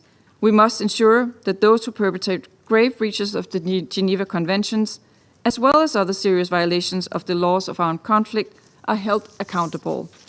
When national systems falter, international processes must step in and vice versa. Only a predictable, enforced system of accountability will deter future crimes. If we fail on these fronts, it signals a green light to those who bomb hospitals, recruit children, perpetrate sexual and gender-based violence, and weaponize hunger. And whilst our multilateral system may be down, it is certainly not out. A stronger, more cooperative future remains in our hands. I thank you. I thank the representative of Denmark for the statement, and I now give the floor to the representative of the Republic of Korea. Thank you, Mr. President. I thank USSG Fletcher, President Spojaric, Executive Director Baus, and the President Sorip for their comprehensive briefing. Over the past 25 years, the Council has adopted landmark resolutions regarding the protection of civilians, establishing and reinforcing the normative framework of international humanitarian law. Yet, despite this foundation, we continue to witness its widespread disregard. In 2024 alone, over 36,000 civilian deaths were recorded across the 14 armed conflicts. In Gaza, nearly 70% of all structures, including 92% of residential buildings, have been damaged or destroyed. In Sudan, nearly 1/4 of the entire population is internally displaced, making the largest displacement crisis ever recorded. These grave figures compel us to identify more effective means of protecting civilians amid today's gravest and most multifaceted challenges. Let me make the following points in this regard. First, the Council must take all necessary measures to reinforce the imperative of tailored protection for vulnerable groups, particularly women, children, and persons with disabilities. While the Geneva Conventions and the human rights treaties stipulate obligations to provide special protection to these groups, the reality tells a different story. For instance, nearly 70% of the confirmed civilian deaths in Gaza since October 7th were women and children. As noted in Secretary General's report, in Ukraine and many other conflict zones, attacks on schools have injured students and disrupted education, leaving 52 million children out of school. Likewise, marginalized populations also face disproportionate exposure to humanitarian deprivations. Member states must reaffirm their commitments and take concrete actions to ensure equitable access to humanitarian aid and protection for vulnerable groups. The Council should also ensure that peacekeeping operations mandated to protect civilians, including women and children, are adequately resourced and supported to effectively implement their mandates. Second, we must reinforce robust protections for humanitarian workers and journalists who serve as a critical role in conflict zones by providing life-saving aid and bearing witness to violations. Despite the resolutions 1738 and 2730 targeted attacks against humanitarian and medical media personnel persist. As noted in the report, more than 360 humanitarian workers were killed in 2024 across 20 countries, and 53 journalist killings recorded by the UNESCO occurred in countries affected by armed conflicts. Gaza alone accounted for over 208 workers' deaths and 20 journalist deaths, the highest in any conflict in decades. In addition, the arbitrary and prolonged detention of humanitarian and UN personnel by the Houthis further undermines relief operations and exacerbate civilian suffering. Such attacks erode trust, restrict access to life-saving information, and significantly impede humanitarian operations. Targeted efforts must be made to counter harmful disinformation campaigns that put humanitarian and media personnel at risk. Likewise, the Council must ensure that perpetrators are brought to justice as clearly stipulated in these resolutions. Third, the Council must take concrete steps to curb the use of explosive weapons in populated areas. Recent large-scale civilian casualties have resulted both directly and indirectly from the use of explosive weapons in urban areas. In Gaza, dozens of Palestinians are being killed each day with massive airstrikes targeting civilian infrastructure like hospitals and schools. In Port Sudan, drone attacks have struck water facilities and hospitals, leaving populations with acute shortages of food and medicine and exposing them to heightened risks of disease. All parties to the armed conflict must, as appropriate, refrain from the use of explosive weapons in populated areas. In accordance with the principles of distinction and proportionality, this understanding should be systematically integrated into the rules of engagement, military training, and operational planning. As a participating state, Republic of Korea also encourages all member states to adopt and implement political declaration on the use of explosive weapons in populated areas. In concluding, Mr. President, we must bear in mind that every discussion on the protection of civilians rests on single imperative. Compliance with the IHL is non-negotiable. Impunity for this violation only paves the way for perpetrators to continue committing heinous crimes. In this regard, we reiterate our support for the International Criminal Court in its efforts to deliver justice for the most serious crimes under international law. I thank you. I thank the representative of the Republic of Korea, and I now give the floor to the representative of the United Kingdom. Thank you, President. I thank USG Fletcher, Executive Director Bahous, ICRC President Spoljaric, and Save the Children President Soripto for their sobering briefing today. The Secretary-General's report is a chilling reflection of our collective failure to protect civilians around the world. Famine has returned to Sudan. Thousands of women and children have been killed in Gaza, and hostages are still held by Hamas following the appalling October 7 attacks. Civilian infrastructure continues to be targeted in Ukraine. It does not need to be this way. This Council and the international community have the tools to protect civilians. We have an urgent duty to use them. President, I will focus on 3 points. First, in recent days, we've heard powerful accounts from senior UN officials of the gaps between the obligations of parties to conflict under international humanitarian law and their implementation. These gaps are where harms to civilians arise every day in conflicts on this Council's agenda. But they are also where dangerous precedents are set, which risk fostering impunity. This Council should use the tools at its disposal to press all parties to conflict to comply with their obligations under international humanitarian law and applicable international human rights law. Indiscriminate attacks and direct attacks on civilians and civilian infrastructure need to stop. There must also be an end to impunity. The UK will continue to stand behind the International Criminal Court as the court of last resort for the most serious crimes of international concern. Second, as we've heard, 2024 was the deadliest year on record for humanitarian workers.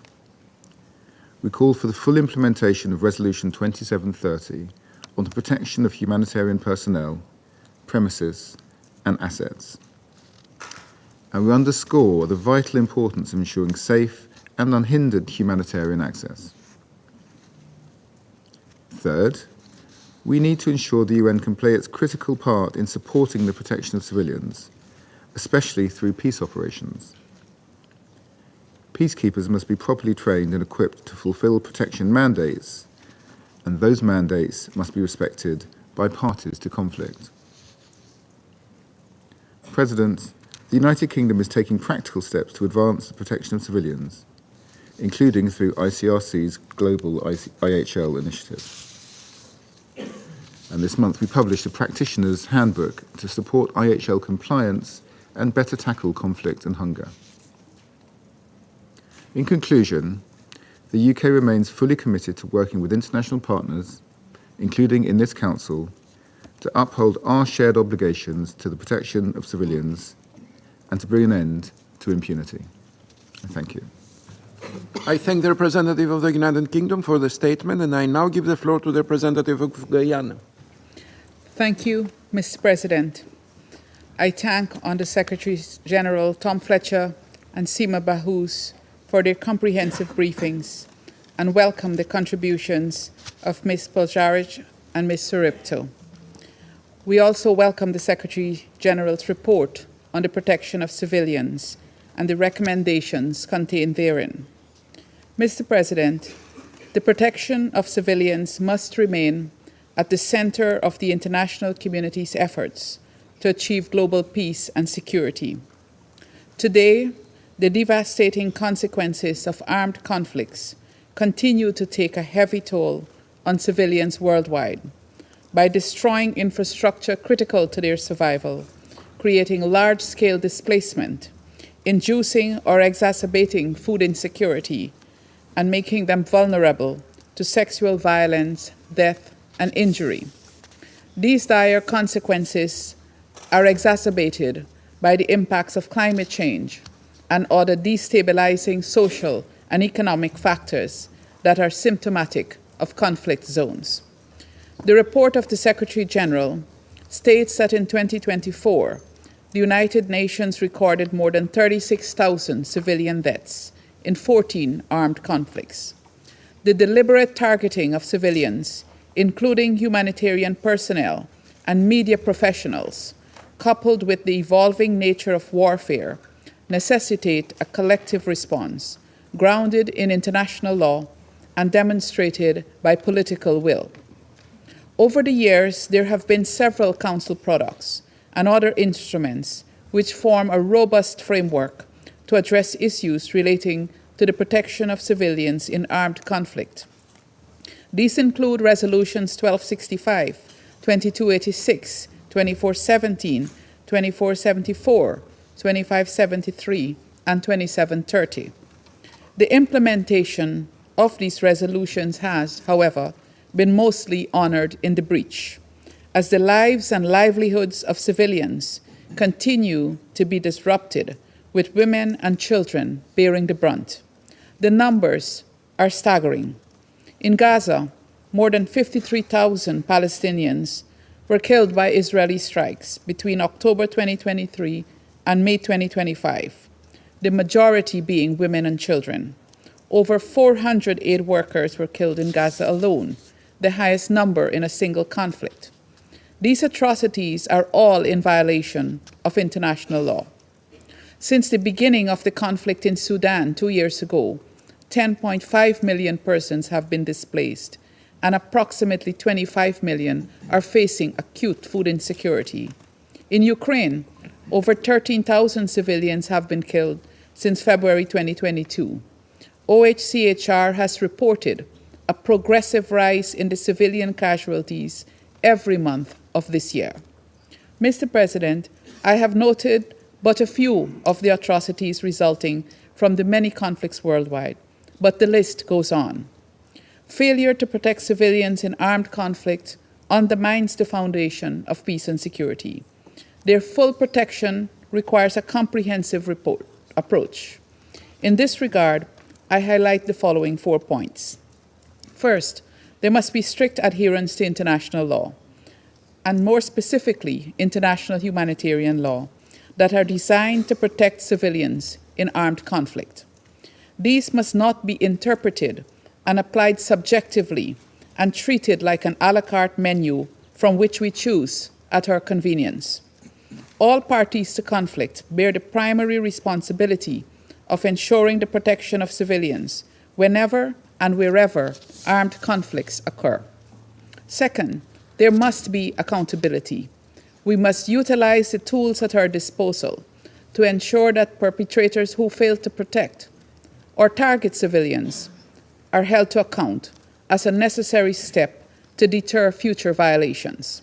Guyana supports the call for prompt, independent, impartial, and effective investigations into violations of IHL and urges the strengthening of accountability mechanisms to deliver justice and enforce the rule of law.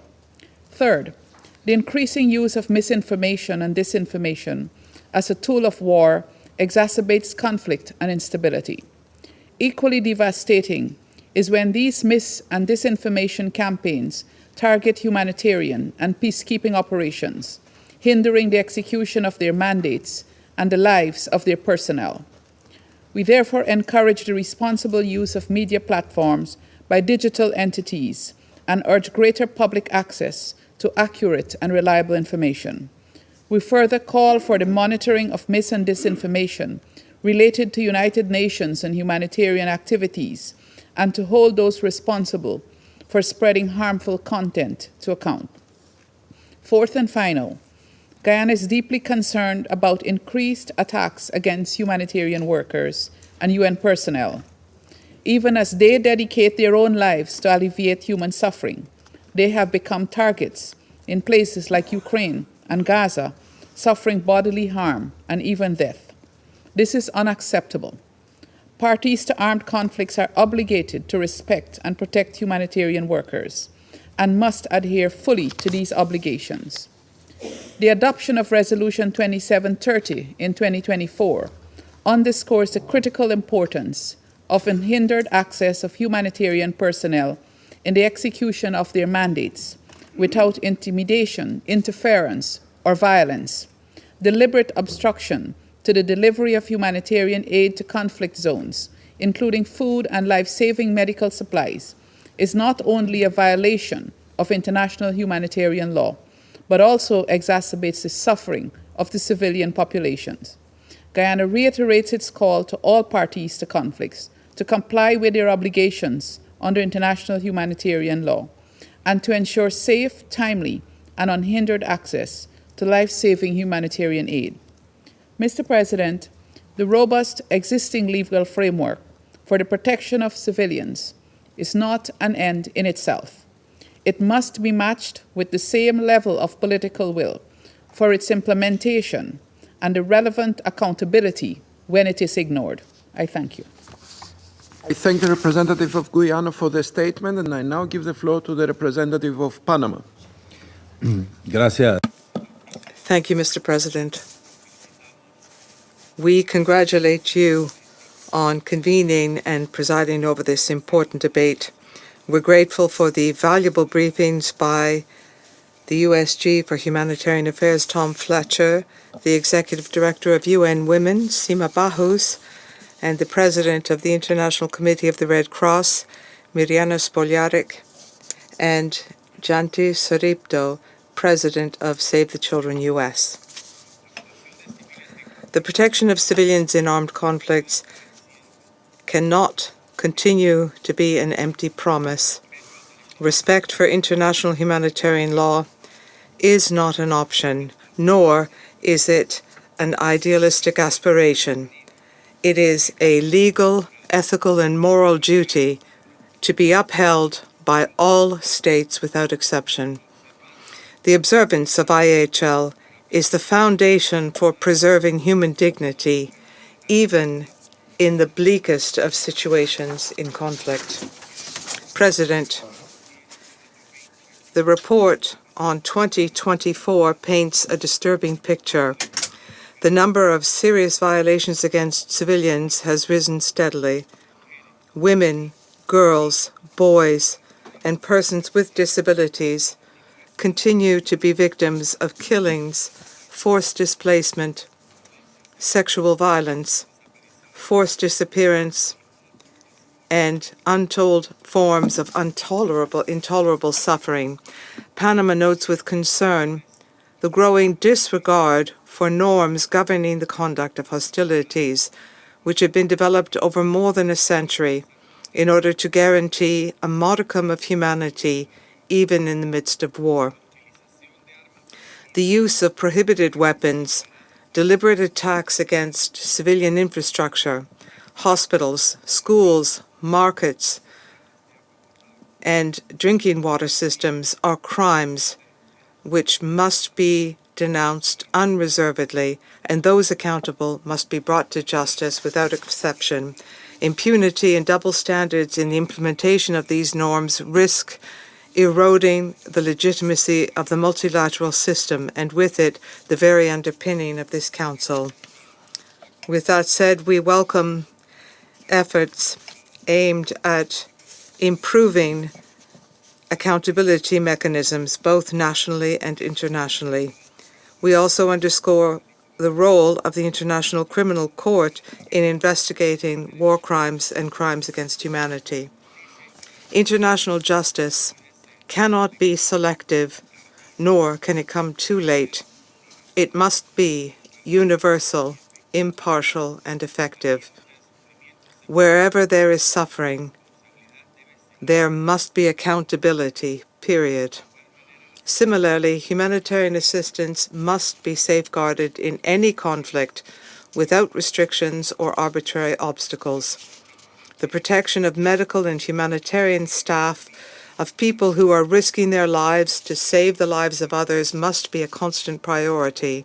Their work is the most visible face of humanity. The noble mission of journalists and diplomats have also unjustifiably become targets of hate and political reprisals. The killing yesterday of two young Israeli diplomats in Washington, D.C. is one horrifying example of this risk, and we firmly condemn those actions. We would also like to underscore the disproportionate impact of armed conflicts on persons with disabilities. These people face many hurdles in the context of conflicts, from physical wounds and psychological trauma to the collapse of essential services. For girls and boys with disabilities, these challenges are even greater, affecting their right to education, to health care, and psychosocial support. And therefore, we are deeply grateful for the work done by civil society organizations. With determination and courage, these organizations protect the rights of these historically invisible groups. Like other sectors of the population, such as men and older adults who are also victims of armed conflicts, these groups have not been collectively categorized. President, 2024 saw an alarming escalation in food insecurity and water shortages, in particular in zones affected by armed conflicts. More than 280 million people are facing critical levels of acute hunger, exacerbated by deliberate attacks against markets, crops, logistical networks, and supply systems. The use of hunger as a weapon of war is a serious violation of IHL and must be resolutely condemned by this organization. In this context, we share the concern expressed by the Secretary General at the humanitarian situation in Sudan and Gaza, where millions of people are living on the brink of famine. The collapse in social services such as drinking water, electricity, and healthcare have created living conditions which verge on the inhumane. Also, the systematic destruction of critical infrastructure such as dams, pumping stations, and electricity grids are worsening the humanitarian crisis and depriving communities of means of livelihoods. We cannot turn a blind eye. We must act urgently and decisively to prevent an even greater humanitarian catastrophe. We therefore underscore the importance of protecting infrastructure in accordance with the mandate of Resolution 2417 by this Council. And we welcome initiatives such as the Global Alliance to Spare Water in Armed Conflicts, which aims to preserve vital resources even in the context of violence. Moreover, The number of displaced persons as a result of violence has reached unprecedented levels. This crisis, beyond its tragic humanitarian dimension, is a clear threat to regional and international stability. President, although the current picture is alarming, we are not short of tools. There are multilateral norms, mechanisms, agreements, and platforms to bring about change, but we lack political will, ethical consistency, and collective leadership. The negotiating of arms weapons in all of its dimensions must be contained. It makes people complicit to violence against civilians in many conflicts and benefits manufacturers. The use of weapons by gangs in Haiti is one very acute example. Protecting civilians must be a common cause. It cannot depend on the geopolitical context or selective interests. This Council, entrusted with the primary responsibility of maintaining international peace and security, must be the guarantor for this cause, and therefore we call for decisive action, for human lives to be at the heart of our decisions. We cannot allow indifference to become the norm. Panama will uphold the principles of international law, and above all, we will stand with the victims of armed violence without any distinction, because we believe that even in the midst of armed conflict, humanity must prevail. Thank you. I thank the representative of Panama for the statement, and I now give the floor to the representative of Sierra Leone. Thank you, Mr. President. I thank Your Excellency, the Minister of Foreign Affairs of Greece, for convening this very important open debate and for presiding over same. I also thank USG Fletcher, USG Sima Baouch, and ICRC President Forajik Etsa for their important and sobering briefings. I take note of the contribution of the President and CEO of Save the Children US. Sierra Leone reaffirms its unwavering commitment to the protection of civilians in armed conflict, grounded in international humanitarian law and international human rights law. As co-chair of Workstream 4 on protecting civilian infrastructure under the global initiative launched in September 2024 by Brazil, China, France, Jordan, Kazakhstan, South Africa, and the ICRC, Sierra Leone is advancing practical recommendations for safeguarding civilians and essential infrastructure in conflict zones. This Council first authorized a protection of civilians mandate in Resolution 1270 of 1999, establishing the United Nations Mission in Sierra Leone, UNAMSIL. Yet more than 2 decades on, civilians continue to suffer the gravest consequences of conflict despite the Council's consistent efforts. Mr. President, the Secretary General's 2025 report underscores the devastating impact of over 120 ongoing conflicts globally. Civilians' casualties remain unacceptably high, particularly due to the use of improvised explosive devices and wide area effect weapons in densely populated areas. We are deeply alarmed by the 4,500 reported cases of conflict-related sexual violence in 2024, 93% of which affected women and girls. Survivors often face insurmountable barriers to health care, legal redress, and psychosocial support. The emergence of digital threats such as doxing and sexualized cyber violence only compounds their risks.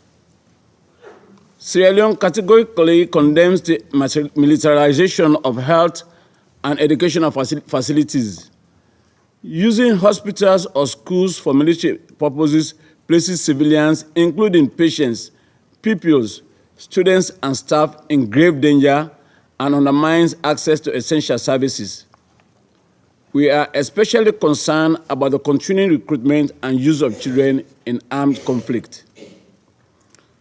Based on our commitment to the climate, peace, and security agenda, we must highlight the growing nexus between conflict, climate shocks, and food insecurity. In conflict situations such as Eastern DRC, Haiti, Palestine, Sudan, and parts of West Africa and the Sahel, these compounded crises are displacing millions and destabilizing entire communities, resulting from the intersection of conflict, climate change, as well as food insecurity. Mr. President, in returning to the theme of today's debate, Sierra Leone strongly condemns the alarming surge of attacks on humanitarian personnel. With over 368 workers killed in 2024, it marked the deadliest year for humanitarian staff. We reaffirm our support for Resolution 2730 of 2024 and state that such attacks are war crimes. Perpetrators must be held accountable. We also call for the unconditional release of all humanitarian personnel unlawfully detained. Equally disturbing is the targeted killing of journalists. Of the 82 journalists killed in 2024, 53 were in conflict-affected areas. As a signatory to the Global Pledge on Media Freedom, Sierra Leone urges all parties to conflicts to respect international humanitarian law and protect journalists and media professionals. We also call on states to adopt robust national frameworks that safeguard journalistic independence and integrity. To address impunity and systematic violations of international humanitarian law, Sierra Leone supports the full protection of civilians approach outlined in the Secretary General's report. Peacekeeping operations must be authorized with robust mandates, prioritizing the safety of civilians, ensuring humanitarian access, and supporting the protection of displaced populations, especially women, children, persons with disabilities, and other vulnerable groups. Effective protection mandates should be supported by capacity building, especially in international humanitarian law and protection protocols for peacekeepers and community actors. We further propose a strengthened monitoring scheme to track implementation of Security Council resolutions on protection and civilians, thereby enabling states to develop and refine legal and institutional frameworks at the national and regional levels. From a regional perspective, we commend the African Union for its normative and operational contributions to the protection of civilians. The AU's Continental Early Warning System, the African Standby Force, and the adoption of the African Union Policy Framework on post-conflict resolution, reconstruction, and development are critical tools. The different iterations of the AU mission in Somalia, AMISOM, ATMIS, UNSOM, with a strong POC component, has demonstrated the viability of regional approaches to civilian protection. The AU's coordination with ECOWAS, IGAD, and other sub-regional bodies has further amplified efforts to respond swiftly to emerging crises. We believe that deeper AU-UN cooperation anchored in Chapter 8 of the UN Charter is vital to translating early warnings into early action. Enhancing African-led peace support operations supported by predictable and sustainable financing will strengthen our collective capacity to protect civilians where it matters most. Let me close, Mr. President, by affirming unequivocally that the protection of civilians in armed conflict is not only a legal and moral imperative, but also the cornerstone of lasting peace. Sierra Leone reiterates its deep commitment to conflict prevention, peacekeeping, and peace building. The Pact for the Future rightly calls for strengthened efforts to protect civilians, and we stand ready to support that call, ensuring that no one caught in conflict is forgotten or left behind. I thank you. I thank the representative of Sierra Leone for the statement, and I now give the floor to the representative of the United States. Thank you, Mr. President. And thank you also to Undersecretary General Tom Fletcher, Undersecretary General Bahous, ICRC President Spojarek-Egar, and Ms. Sorripto for your informative briefings. Over the past year, we have witnessed unprecedented levels of civilian death, injury, and displacement. As we have heard, over 120 armed conflicts are ongoing, creating a devastating and unacceptable human toll. Far too many civilians have suffered. The United States, under the leadership of President Trump, is committed to ending these conflicts. We call on all parties to these conflicts to take every feasible measure to mitigate civilian harm. Mr. President, the war in Sudan is the cause of the world's largest humanitarian crisis. There is no durable military solution to this conflict. We call on the warring parties to cease hostilities, allow unhindered humanitarian access, and protect civilians. The Russia-Ukraine war has had especially devastating effects on civilians and civilian infrastructure. President Trump has made clear that this violence must also end. We call for an immediate ceasefire and for Russia to allow humanitarian workers to access areas under its control.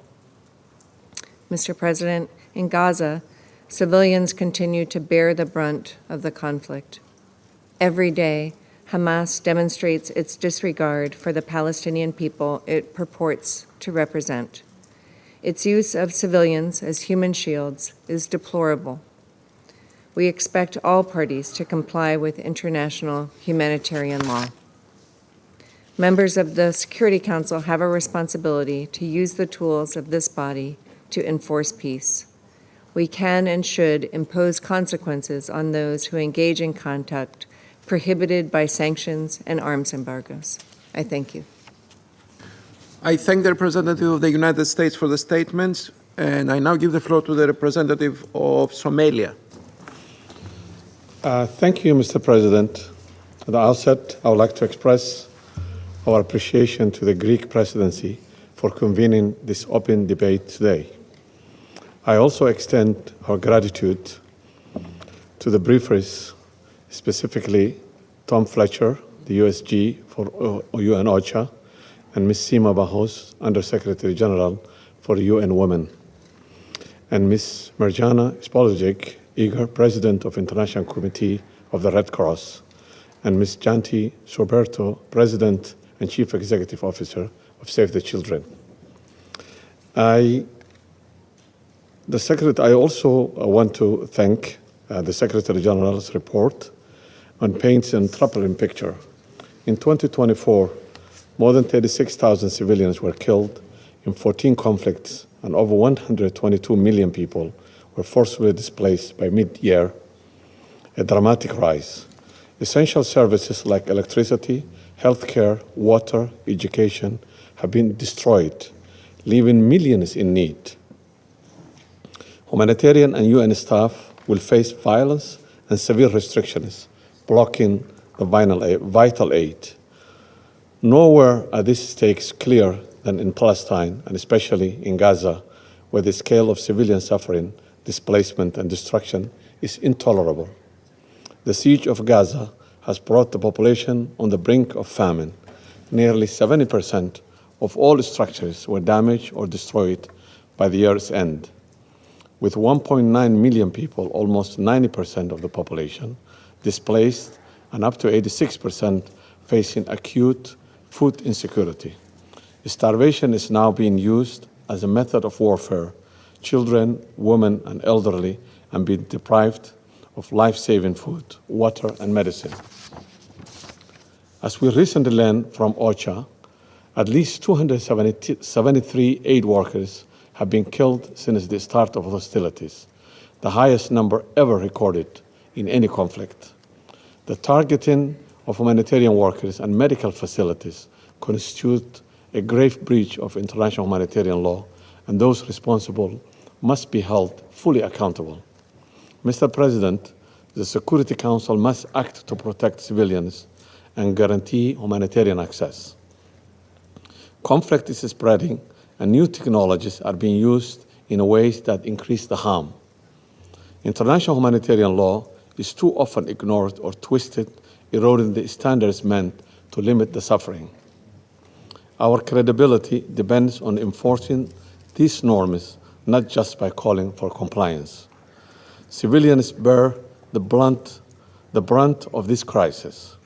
Technology can amplify hate speech and disinformation, putting the journalists and media workers and humanitarian workers at risk and threatening the democratic values. Women and girls are particularly vulnerable, facing their highest risk of violence and losing access to critical support. Protecting humanitarian and UN personnel, journalists, and media professionals is urgent. Last year, more than 360 humanitarian workers were killed. Most of them were local staff. Their dedication should inspire our strongest commitment to their safety. Mr. President, I want to stress the following priorities. To resolve these conflicts, locally led peace building must remain in the heart of our approach by empowering those most affected by the violence to lead. The Security Council and member states must uphold international humanitarian law, enforce resolutions, and ensure accountability for its violations. Coordination among the UN member states, regional bodies, and the NGOs is essential to shield civilians, counter disinformation, and make sure counterterrorism efforts don't block the humanitarian work. We must address the disproportionate impact on the conflicts on women and children and act decisively against sexual and gender-based violence. Attacks on humanitarian and UN staff, journalists, and media professionals must stop. We also need to combat disinformation, hate speech, and technology misuse that endanger civilians. Somalia deeply appreciates the humanitarian and aid workers, their courage and sacrifice shown the best of humanity. Attacks on them or our shared values must be met with real protection. Mr. President, protecting civilians in conflict is both legal duty and moral imperative that shapes the UN credibility. We call on all member states to honor international law, support the Secretary General's recommendations, and work together to safeguard civilians. It's important to reaffirm our commitment to the UN Charter and to protecting the most vulnerable. Millions of lives and hopes depend on what we do together. I thank you. I thank the representative of Somalia, and I now give the floor to the representative of the Russian Federation.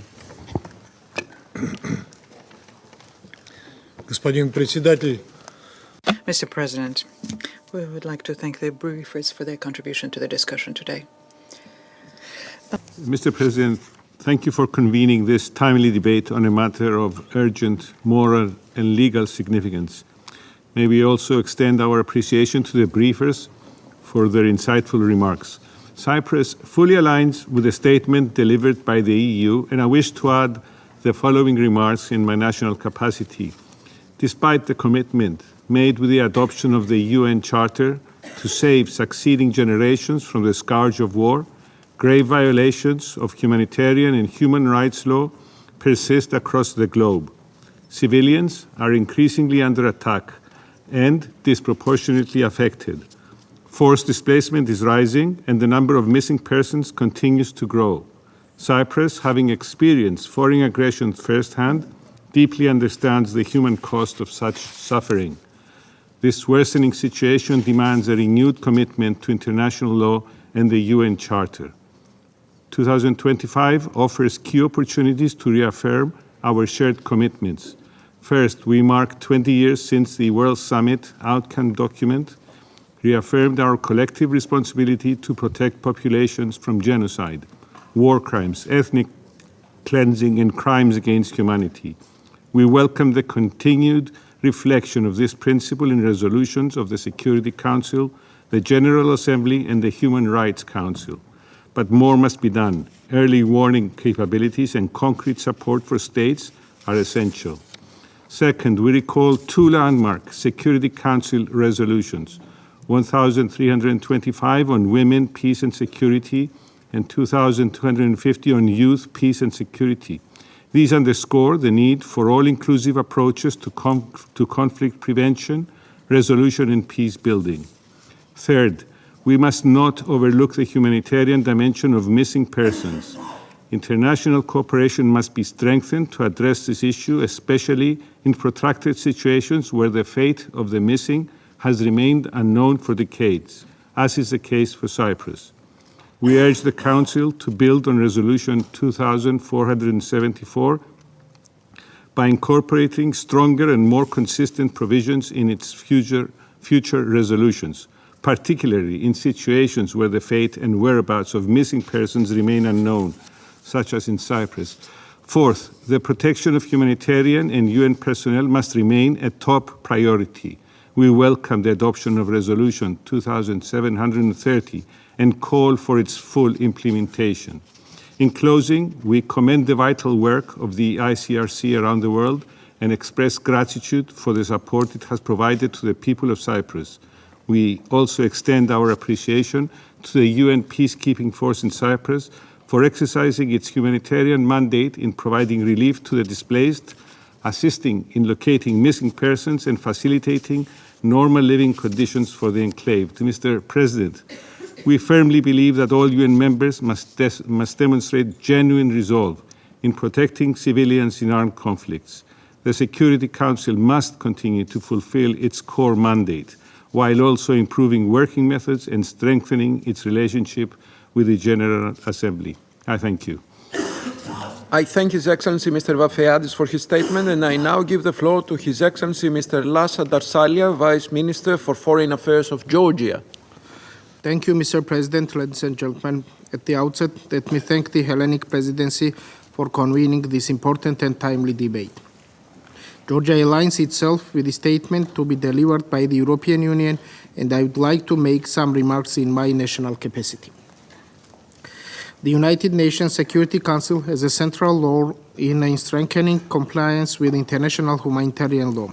In these turbulent times, ensuring the effective implementation of its resolutions related to the protection of civilians is as vital as ever. Since the adoption of landmark resolution 1265, the Council has established a comprehensive normative framework for the protection of civilians, particularly vulnerable groups such as IDPs, women and children, who bear the brunt of severe consequences as a result of wars and armed conflicts. Unfortunately, the UN Security Council General's 2024 report highlights the record high level of civilian harm, displacement and attacks on essential services. The report, therefore, rightly once again stresses the urgent need for respect of IHL and ensuing accountability. We are especially concerned by the increasing number of attacks against civilian population and infrastructure in violation of the international humanitarian law. The targeting of humanitarian and medical personnel, as well as UN peacekeepers and journalists, including women, remains a concern and further increases their exposure to serious risks. Georgia strongly supports the implementation of the Security Council mandates aimed at protecting civilians as well as ensuring humanitarian access. Protection of civilians obviously encompasses actions aimed at full respect of international humanitarian law, fighting impunity and ensuring accountability. Regrettably, Russia's ongoing war of aggression in Ukraine continues to entail immense civilian suffering, with thousands of lives claimed, among them the most vulnerable population, in violation of international law and international humanitarian law. Dear colleagues, we strongly believe that respecting the international humanitarian law and human rights law remains the only sustainable path towards strengthening protecting civilians. Georgia remains firmly committed to this principle both domestically and globally. As a state party to the four Geneva Conventions of 1949, Georgia continues to strengthen national compliance through the Interagency Commission on International Humanitarian Law, a permanent government body responsible for coordinating the implementation of IHL. Emerging challenges such as the misuse of digital technologies, disinformation and hate speech increasingly jeopardize civilians and undermine undermine humanitarian operations. We encourage the Security Council and the UN system to enhance efforts to protect its personnel, mandates, and affected populations from information warfare, while reinforcing trust in facts, dialogue, and international law. Georgia's experience reflects the severe impact of continued occupation. Since the early 1990s, and especially after Russia's 2008 full-scale military aggression, civilians in Russian-occupied Abkhazia and Tskhinvali regions of Georgia have faced grave human rights abuses, including deprivation of life, torture and ill treatment, restriction of the freedom of movement, denial of access to health care and education in native language. Russia's occupation hinders Georgia's ability to protect these vulnerable communities. Unfortunately, the practice of illegal detention and kidnapping of Georgian citizens continue every year. To ensure their immediate release, a humanitarian approach is necessary in order to avoid tragic consequences similar to previous cases. In this regard, let me recall that the European Court of Human Rights and the International Criminal Court have confirmed Russia's responsibility for serious human rights violations in Georgia's occupied territories. These findings underscore the need for strengthening international accountability mechanisms and reinforcing our calls for adherence to IHL. We also reiterate our call upon the Russian Federation to start fulfillment of international obligations, first and foremost, under the EU-mediated ceasefire agreement of 12 August 2008. In conclusion, we reaffirm our commitment to the protection of civilians and endeavors of the international community towards the end. I thank you very much. I thank His Excellency Mr. Darsalia for his statements. I wish to remind all speakers to limit their statements to no more than 3 minutes in order to enable the Council to carry out its work expeditiously. The flashing light on the microphone will prompt speakers to bring their remarks to a close after 3 minutes. I now give the floor to the representative of Switzerland. Thank you very much, Mr. President, and I have the honor to deliver this statement on behalf of 27 members of the Group of Friends on the Protection of Civilians in Armed Conflict. And of course, I would also like to start by thanking the briefers for their remarks. Armed conflicts, and we have heard it today, have continued unabated with a sharp rise in both the number of active conflicts across the globe, the ICRC today spoke of 130, and the number of civilians affected. Civilians increasingly bear the brunt of armed conflicts. Women, children, and persons with disabilities are the most disproportionately impacted. Journalists and humanitarian personnel, in particular national and locally recruited personnel, are also affected. This has to change. Several key trends affect the protection of civilians. These include the use of indiscriminate means and methods of warfare, misuses of new technologies, and the widespread dissemination of disinformation, hate speech, the use of conflict-related sexual violence, increases in deliberate attacks on civilians, including specific population groups or humanitarian personnel and civilian infrastructure. Persistent obstruction, instrumentalization, and denial of humanitarian access are depriving populations of much-needed assistance and protection and may lead to catastrophic levels of food insecurity. Civilian vulnerability is further exacerbated by the pushback against international human rights law, in particular women's and girls' rights, and we have heard that today by UN Women again. Climate change and natural disasters also further aggravate the plight of civilians in armed conflict. Alarmingly, international humanitarian law is being increasingly undermined and violated. The targeting of civilians and civilian objects and the resulting surge in human suffering cannot become the new normal. Concrete action is needed to reaffirm that such acts are not acceptable and will not be tolerated. To this end, the Group of Friends would like to underline 3 points. First, persistent IHL violations do not render these rules irrelevant. Rather, they show the lack of political will to respect them. We must urgently elevate respect for IHL as a political priority and collectively work towards its strict compliance. The Security Council has repeatedly reaffirmed IHL obligations through numerous resolutions under the POC agenda, while the ICJ has contributed to its interpretation. In order to translate binding commitments into action, monitoring and accountability mechanisms must be implemented. Other tools play a critical role in the protection of civilians, such as the Declaration on Strengthening the Protection of Civilians from the Humanitarian Consequences Arising from the Use of Explosive Weapons in Populated Areas, as well as the Safe Schools Declaration. We encourage Member States to consider endorsing these instruments.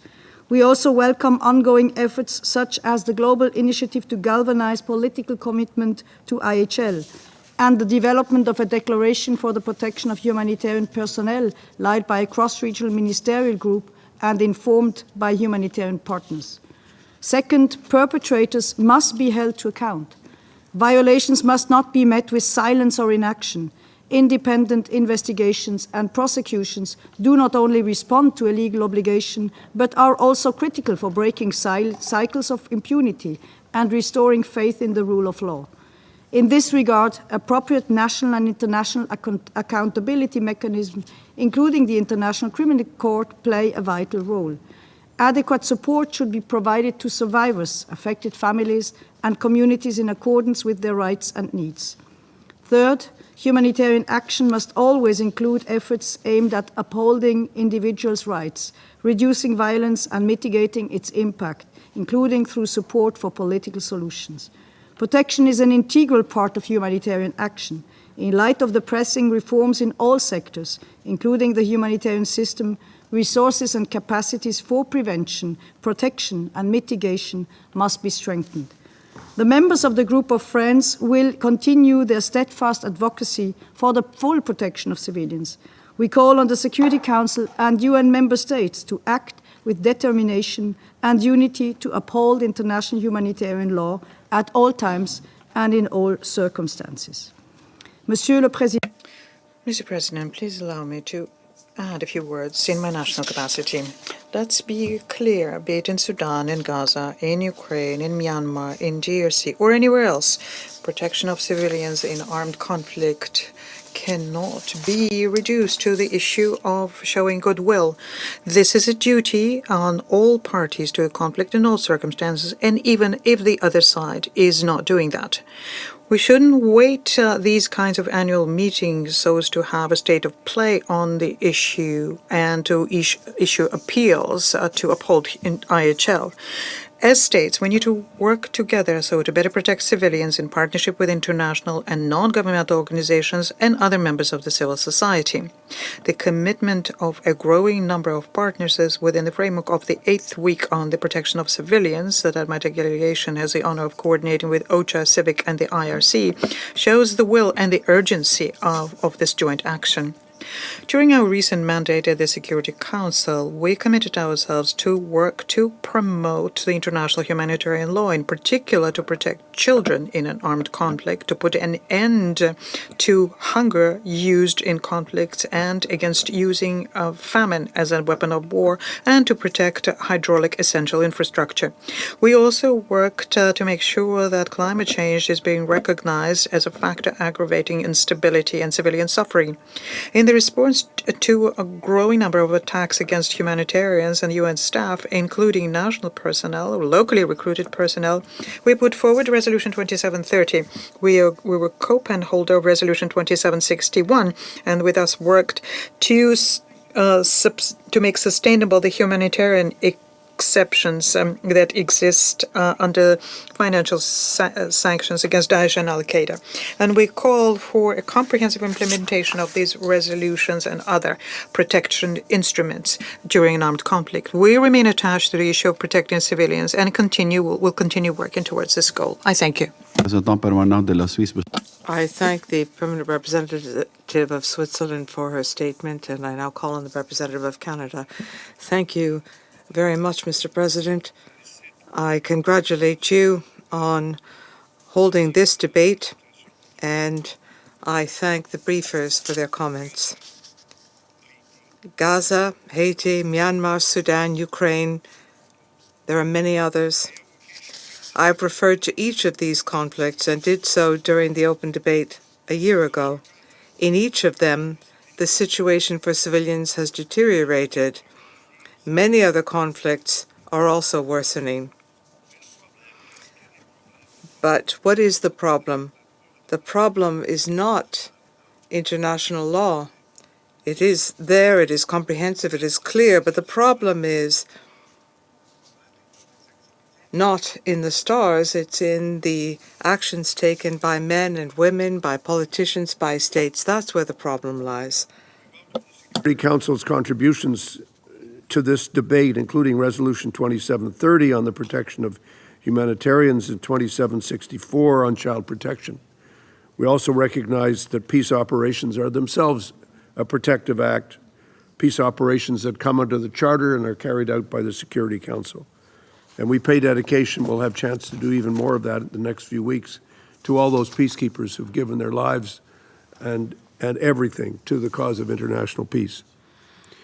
We have to understand that when the Council itself is silenced by use or by threat of the veto, when the UN Charter itself is set aside by members of the Council, belligerents are emboldened. After all, after the Council adopted Resolution 2774, which neither acknowledges Ukraine's sovereignty nor calls for accountability for Russia's aggression, civilian deaths increased. So the first thing we would do is to urge Council members to stand firm, to uphold the Charter, and as it tells us to do, protect the worth of the human person, the equal rights of men and women, and of nations large and small. The Charter also gives capacity to the Secretary General to intervene, to carry out his work as mediator, and as a mediator to deal with the basis of conflict. And as we all know, the Peace-Building Commission is working in exactly those areas. And we know that there are many local-led peace-building efforts that have proven to be among the most effective in dealing with these challenges. Canada is committed to giving priority to humanitarian action that is led by local women's-led organizations where women and girls play a central role in informing and addressing needs and priorities, as well as setting a path to recovery. We call on all members to uphold the Geneva Conventions, their additional protocols, to ratify the Rome Statute, and to support the International Criminal Court. We take exception to the remarks by the Russian delegate who referred to the court as some kind of kangaroo operation. Nothing could be further from the truth. We have to remember that the dilemma we face on the weakness of enforcement lies at the very heart of the challenge of international law. Pascal, the famous French philosopher, reminded us that justice without enforcement is powerless, but he also told us that power without justice is in fact tyranny. This means that when we fail to subject the exercise of power, either within our countries or internationally, when we fail to subject the power of the rule of law wherever it takes place, we are in fact condoning tyranny and abuse and impunity around the world. Canada will continue to engage as a humanitarian donor to safeguard the operating space of our humanitarian partners, to work as well in international development. And finally, we will continue to work in making sure that conflicts of this kind do not take place in the future. Finally, if I may say so, Mr. Ambassador, my good friend, think of your own country and think how you have known war and how you have also known peace. And think of how, even recently, you've seen the importance of dialogue, getting at the origin of political conflicts to allow the situation between your country and other countries to allow peace to be created. If we'd been having this debate in the early 1920s, it'd be a very different debate, because your own country experienced such a degree of hardship, such a degree of the loss and movement of population, the creation of refugees, the attacks on civilians. Greece knows whereof we speak. And so for Greece to be sponsoring this debate today is only appropriate. Thank you. I thank the Permanent Representative of Canada for his statement and his kind words. There are still a number of speakers remaining on my list for this meeting. I intend, with the concurrence of members of the Council, to suspend the meeting until this afternoon, 3 p.m. The meeting is suspended.